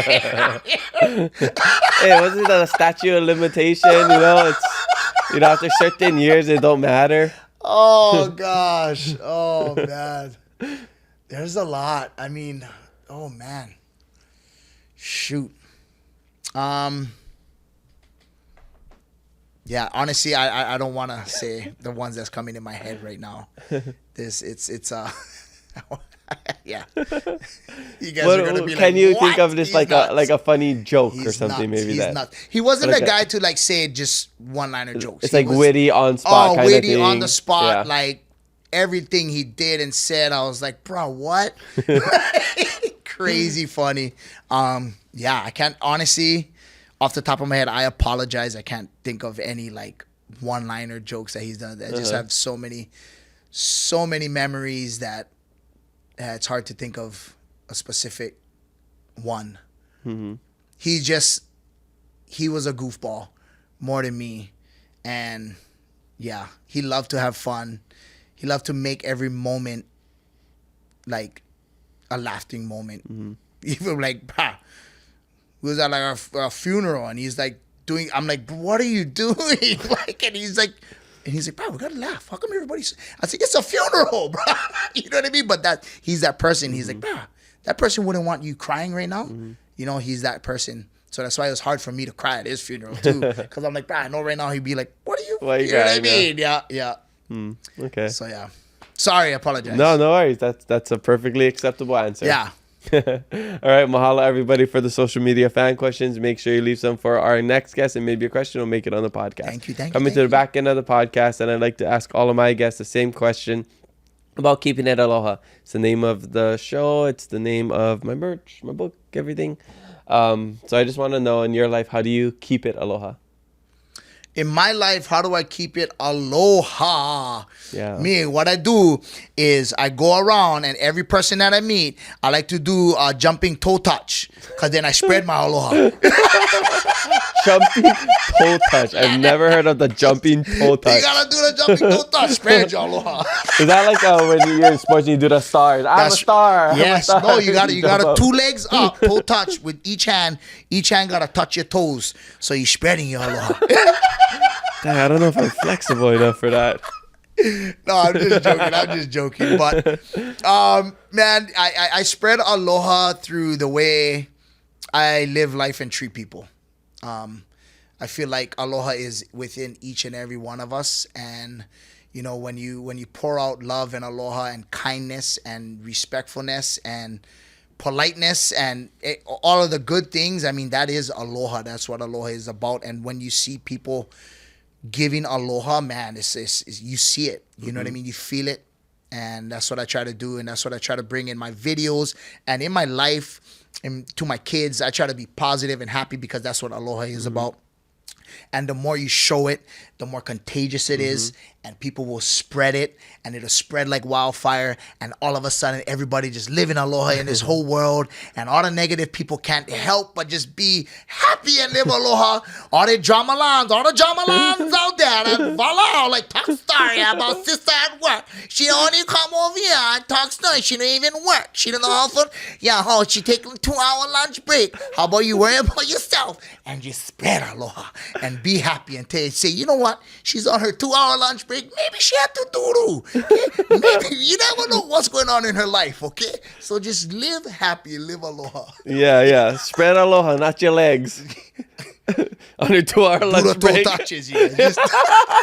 Just make sure you get pants and beverlies and panties on. Nobody see any kind of other stuffs. We don't need to be seeing Nirvanas over here. Yeah. And if you do, make sure you know more pukas in your beverlies. Oh, I just found one puka in mine a couple I tell days you ago. right now, cause I get plenty puka. Okay. I get plenty puka beverlies. Is this a guy thing? Because I was in bed with my girlfriend a couple days ago, and so I used to have kind of ripped up Beverly's, and I like it. I like the character of it. Yes. I never thrown away for years. No way, bro. But I have it. So I finally got rid of the old ones. So I got these new ones, and these new ones are starting to get ripped. And I was like this. I had my hand down, I was feeling something, and I was like, oh, it's a tiny puka. Then I put my hand in, and it got one bigger puka.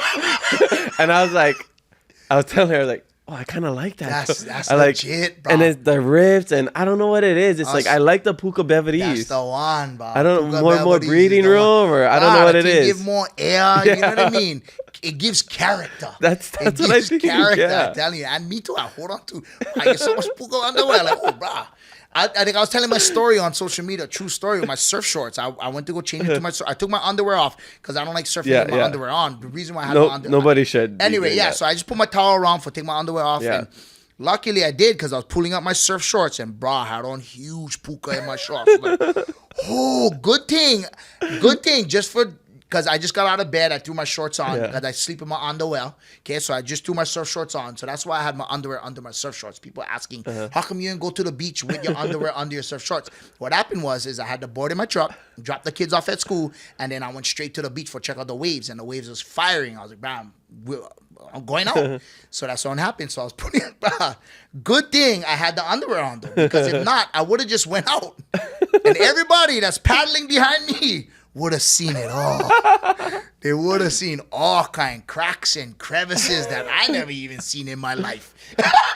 They would have said, is that gum stuck to his short? What is that? It's a holy moly donut shop. What You for ever, breakfast? you ever had, maybe we're exposing a little bit too much of the guy life, but you ever had friends growing up where they would put a skin of their olos out and be like, hey, I got gum stuck on my shorts. Bro, I'm the king of that.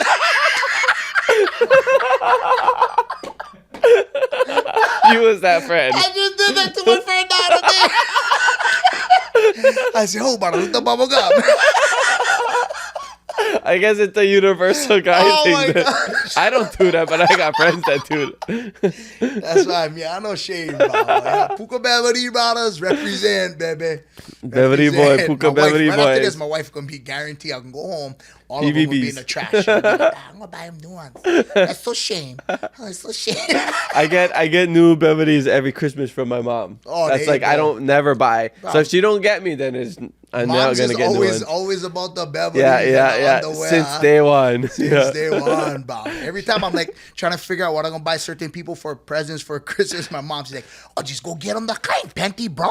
Just I don't know this. What you talking It's practical stuff, though. It's practical You're stuff. right. Yeah. Pajamas, get pajamas. You know what? In fact, get them pack toilet paper. Toilet paper is good.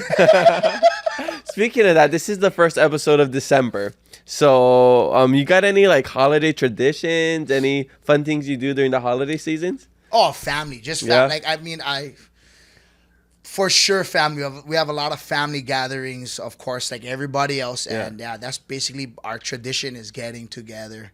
Yeah, we don't really like to take trips during the holidays. You know what I mean? My sister right now lives in Utah, so she's coming down. So Okay, nice. we're gonna have the family down and everybody together. I get my nieces and nephews that's kind of in college and high school, and I haven't seen them in a long time. I'm super excited because I love them, man. Nice, I love nice. my family. Yeah. Do you guys do like I don't play games, or do you have like a Yes, we play games. We do all kinds of stuff. In fact, we're gonna this Thanksgiving we was talking about doing a game, the blind test. So like we just tried it. I should have filmed it. I should have filmed it.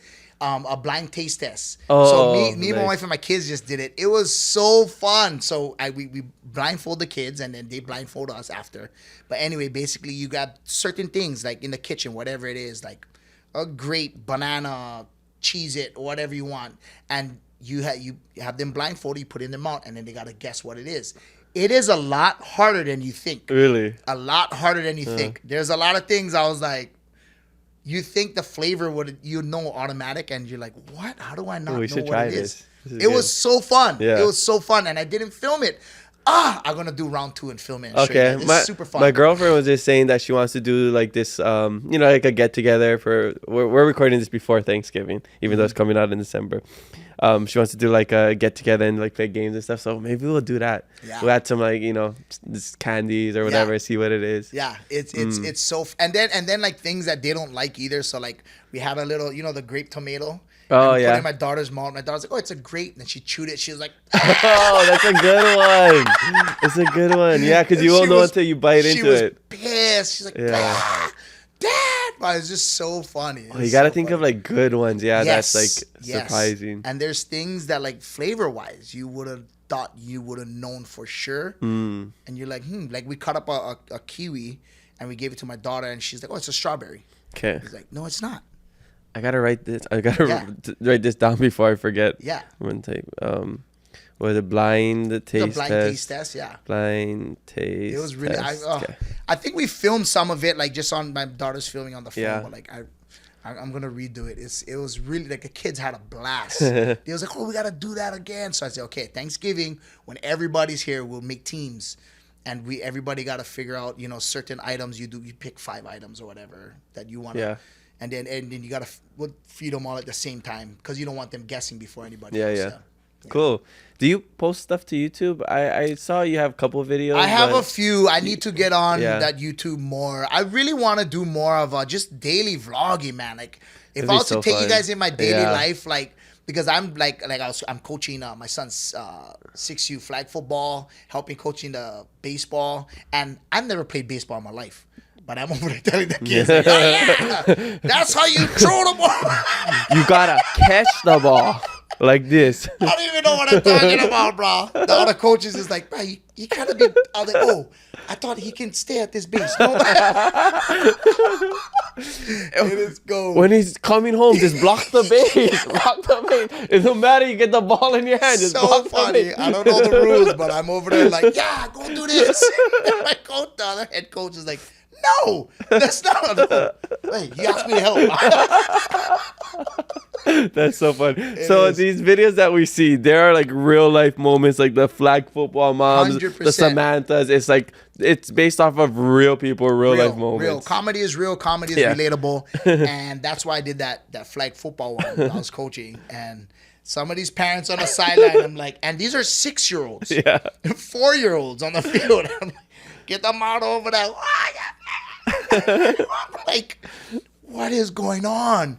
But just witnessing the local people and their passion and fire, and some of them kind of take it overboard. And they need we've all been there. If you played sports, you've had. If it wasn't your parents, it was somebody else's parents. They gotta kind of cool it back a little bit. But to me, I laugh. I think it's the funniest thing. I think it makes Hawaii so unique. I know they have that probably in a lot of states, got a lot of parents act like that, but the uniqueness is a little difference with the local people, and just their, you know what I mean, their demeanor and the pigeon come out, and it's just like, bro, this is gold. It's funny. Gold.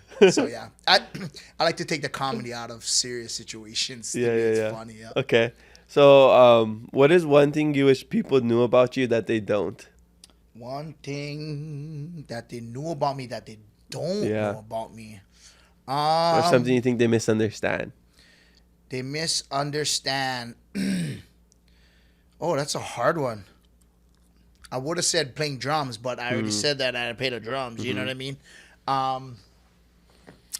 So I don't know about me that they don't. I put my life out there. Everybody pretty much knows a lot of who I am and what I do. I can cook pretty good. What's the number one I thing? I guess I could. Oh man, I cook a lot of stuffs. You name it: beef stew, fish tacos, chili. You know what I mean? Patella stew. Wow, my grandma B.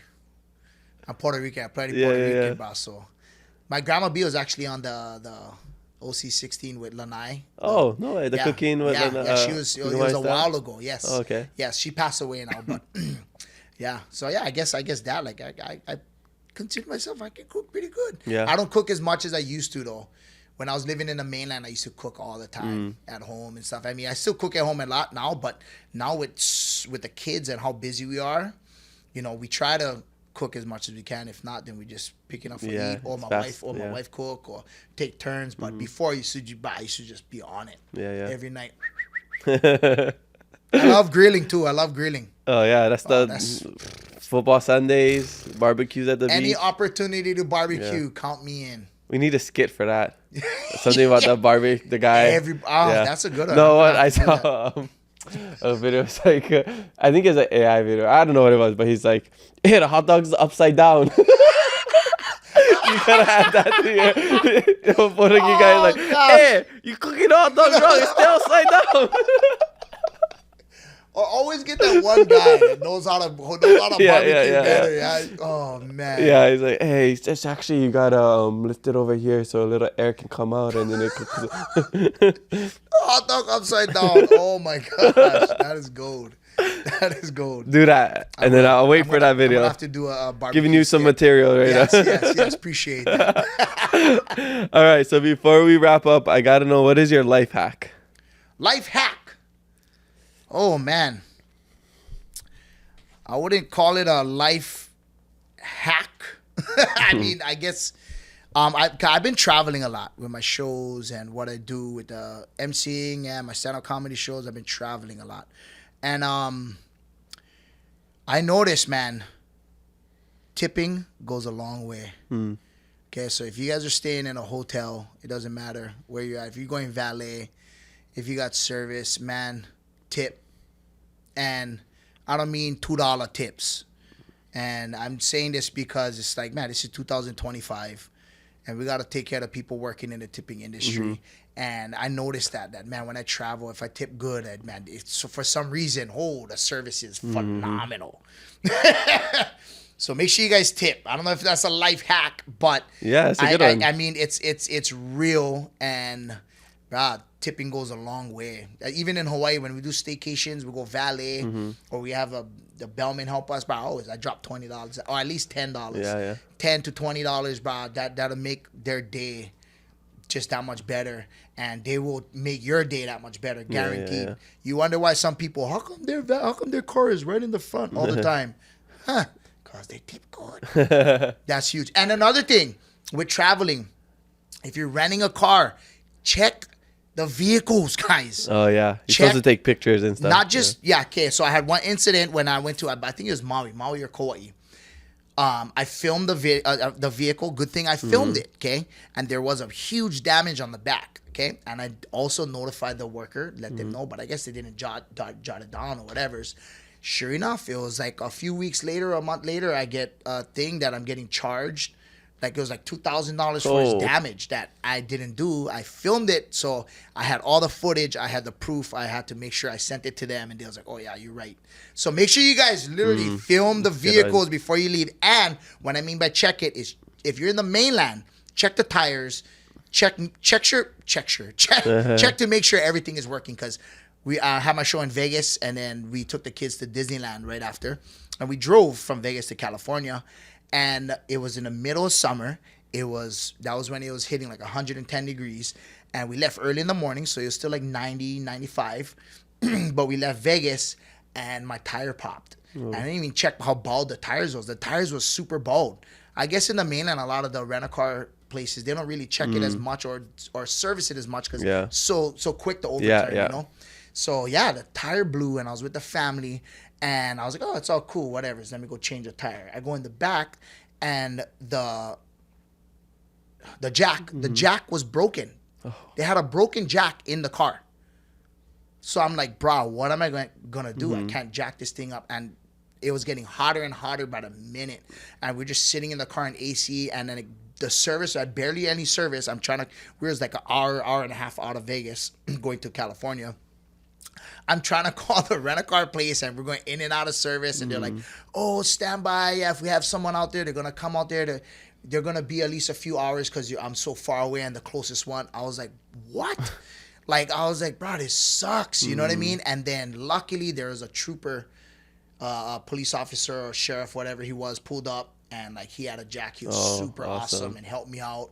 Super solid. And he was telling me himself, he's like, bro, summertime, that road, there's constantly tires blowing all the time. I guess the heat maybe, it expands it or whatever. And if you don't check your vehicle, he said that's what the main thing is. You want to make sure you get a vehicle. When you rent a vehicle from a rent-a-car place, check the vehicle, because you think that they check it all the time. I'm like, nah, So Good. Those are all great ones. It was a learning experience for me, because usually I just thought, hey, I go rent a car, everything's all good. That's a rent-a-car place, they take care of it, and it's all good. And just so happened, it's not always the case. So safety first, guys. Safety first. You heard it here first.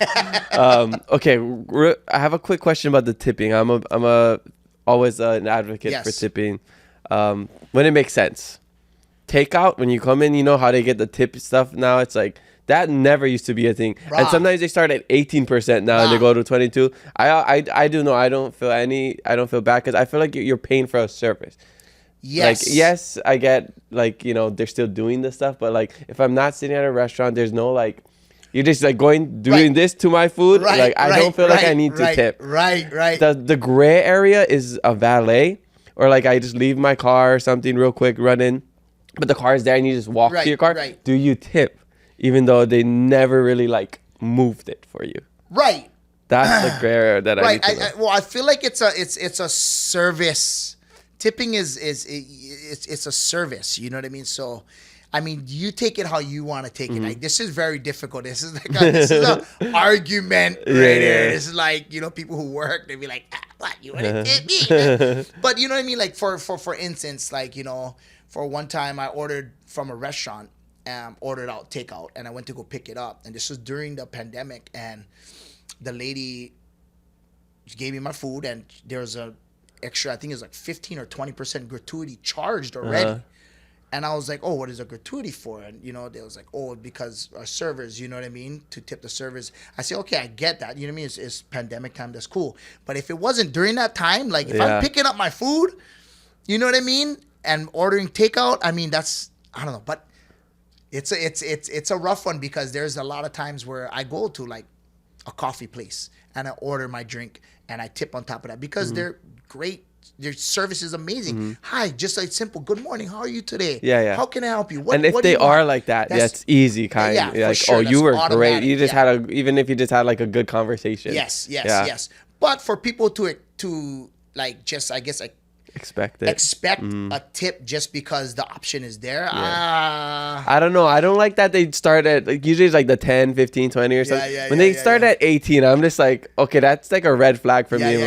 Now I'm not gonna tip. You know what I would have done 10 or 15. But now you start at the 18 and it goes to 25, 30. I'm okay, you're getting greedy now. You're getting greedy. Yeah. And the thing is, it's on everything. Yeah, everything. The little supermarket, literally a little supermarket store, like a little mama and pop supermarket store. You just go and buy a bag of ice. They have it on there. Yeah. I'm like, wait, what? I got a tip for a bag of ice? And sometimes it's tricky. It's sometimes you can do no tip. Some of them don't you got to go custom and you just got to put 0. Oh, and sometimes I don't think I've ever came across that. I've seen a couple like that where it's just you have to click an option or something. Oh, man. So I'm just you know what? To stay away from any kind of people that want to argue about this topic, just tip whatever you want to tip. But you know what I mean? But all I'm saying is, if you are at an area where these people are working in the tipping industry, valet, waitresses, waiters, bellmen, any kind of service industry to where their main income would be tipping, please tip them, because that is how they make their money. I know a lot of people say, oh, don't work for a tipping kind of job and all this kind of stuff, which is, hey, you know what? That is the job that you can they make good have, money like that. and that's the job that they chose. And hey, that's, yeah, you know what I mean? It's so be it if people don't want to tip, but why? Why not? If they're servicing you, hey. Yeah, and give tip them, cash. give Tip them a cash. holler. So Tip they cash. under the table. You try to get all knocks. Yeah. No, Mr. Sam, Still Uncle Sam. gotta, you still gotta claim not all the them, time. Taxes is taxes, bro. Just they don't know. Just, sometimes I like to do that. I say, just take the cash. Take the cash. Yeah. You know? Yeah. Hey, you was good. Yeah, I just want to help them out. You know. Yeah. I'm not gonna drop names or restaurants I've been to, but Yeah. Slip But, you on know, the- take care. yeah, Take yeah. care. That's my main thing. Is This is for the restaurant. This one's for you. Yeah, there you go. All right. Sorry, I forgot to ask before. What's your future goals? Like, what's the the next couple of years looking like for my you? future goals is to do more. I know I'm kind of busy and I'm working pretty hard now, but I'm pretty sure I can do a lot more. I really can. And my goals is to do more shows on the mainland, to do more bigger shows, to get more out there. To be honest, like I have so many goals. I would love to be on like a movie or a commercial. Yeah, I was But gonna ask about acting. I don't even know where to start with that. Who to go to? That kind of industry. It's like who a lot of it. I really don't know. I mean, I do have to just get out there, I guess, on an audition. But I don't even know how to start and don't know where to start. I would love to. I think that would be super fun. You get on movies, commercials, do more stand-up comedy. I honestly would love to do my own show. Like right now I'm like brainstorming. Like I want to put together my own show, whether it be on YouTube or just on social media. And just like, whether it's like maybe like a podcast or like a game show or a funny dating show. Yeah. You know what I mean? Those are people love that stuff. I think like, you know what I mean? It's just where to start. I got to figure it out. But my goal is, to just do as much as I can, man. There's not one specific thing that is like, I got to do this. But actually, you know what? You're right. I do. I want to do a show at the Blaisdell. There we go. I want to do a stand-up comedy show at the Blaisdell. And I want the whole Hawaii to come support. You guys heard them here. I know there's at least a couple thousand people that watch this. Maybe one day there'll be millions. But if you guys hear this and you're not at the show, Hawaii Theater, December 27th, and then in the future, Blaisdell, don't unfollow or unsubscribe. But I will judge you hard. Just support, yeah. please. Please Just support come him. have fun. It'll be great. I mean, you can already tell from this episode and our conversation, it's gonna be a good time. It's always a good time, and I'm gonna say mahalo, just like that, mahalo. Get some merch as well. Get some merch. Okay. Usually at the end of the podcast, we have these last fast fave 5 questions. These are rapid fire answers. Okay. I watched the Uncut podcast, and you guys started with the rapid fire answers. They weren't very rapid. Okay. So let's try to get through these rapid fire answers. Let's go. Boom. Favorite guilty pleasure? Ooh, sweets. Sweets. What kind? Chocolate. Chocolate. Any kind of chocolate. Any kind of chocolate. Okay. Whatchamacallit, to be exact, is my favorite candy. Oh, really? Whatchamacallit, That's a more niche one. Whatchamacallit is okay. If you guys see me, if you guys give me whatchamacallit, I love you. That's the kind of tips he like. Yeah, that's the kind of tip I like. Give me one whatchamacallit, Eric, go to his show. Just throw. You know how people throw roses on the stage. Just throw the whatchamacallit. If you see one on December 27th, that's from me. You just see a random whatchamacallit hit you in the head. Bro, I'm gonna enjoy. I'm gonna catch it in my mouth. Can't let the whatchamacallit hit the floor. Okay, favorite thing to do to relax? Surfing. Longboard or shortboard? I know it's a lot of energy I put, and it's not really relaxing, but it is. It's amazing. Surfing is the thing. Yeah. For my mind, my body, my soul, for just everything. 100%. I do both actually. I do longboarding. Depending on the waves. Yep. And I've been longboarding for a while because both of my shortboards broke a Yeah. while ago, and I haven't gotten a new one. I just got a new one 2 days ago. Ooh, And take I them just- out. Yeah. Shout out Wooly, not Wooly, the Wooly brothers. Not Wooly is a shaper. Oh, Winter of North Shore too. Yeah. The waves are So firing. excited. Okay. Favorite travel destination? Oh man! Of course, everybody gonna say Vegas, but you know what? I love traveling to Disneyland with my children. Oh, awesome. That's seeing their happiness. That makes me so happy. That's my favorite. Makes me like a kid inside. Honestly.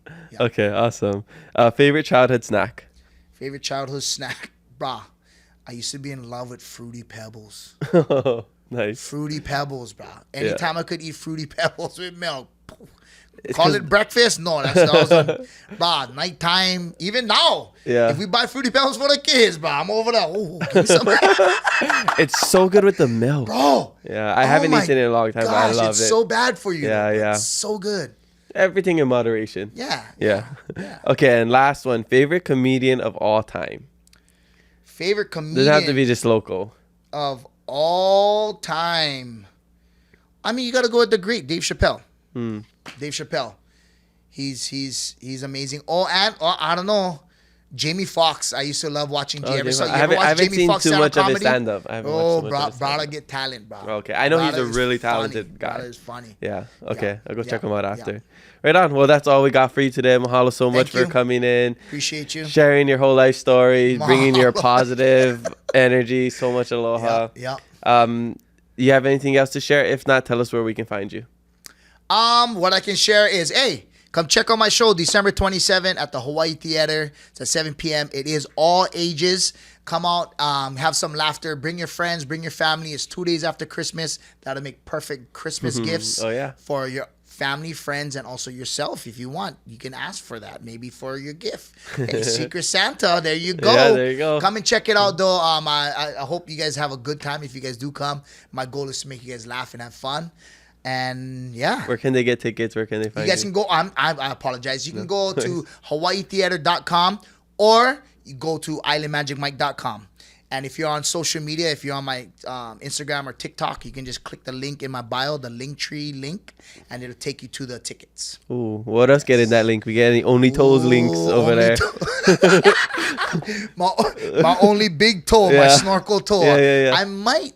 I might post a picture of my toe Ooh. for free. For free. Subscribe, smash that like And then button. what I want you guys to do is do what you want with the picture of the toe. Make a face on it. I don't know. Make some animation. AI is crazy right now. Oh my I would gosh, it is love so to crazy. see what people can do with my big toe on AI. We'll see what happens. Tag us if you post that. Yes, please. All right, so go Oh, follow him, check him out. You're awesome. Mahalo, Mike, for joining us on the Keep It Low podcast. Spread love, be kind to one another, and mahalo for listening to us today. We have new episodes every Thursday, so make sure you follow us and leave a review. I'm your host, Kamaka. Remember to always keep it aloha. Mahalo.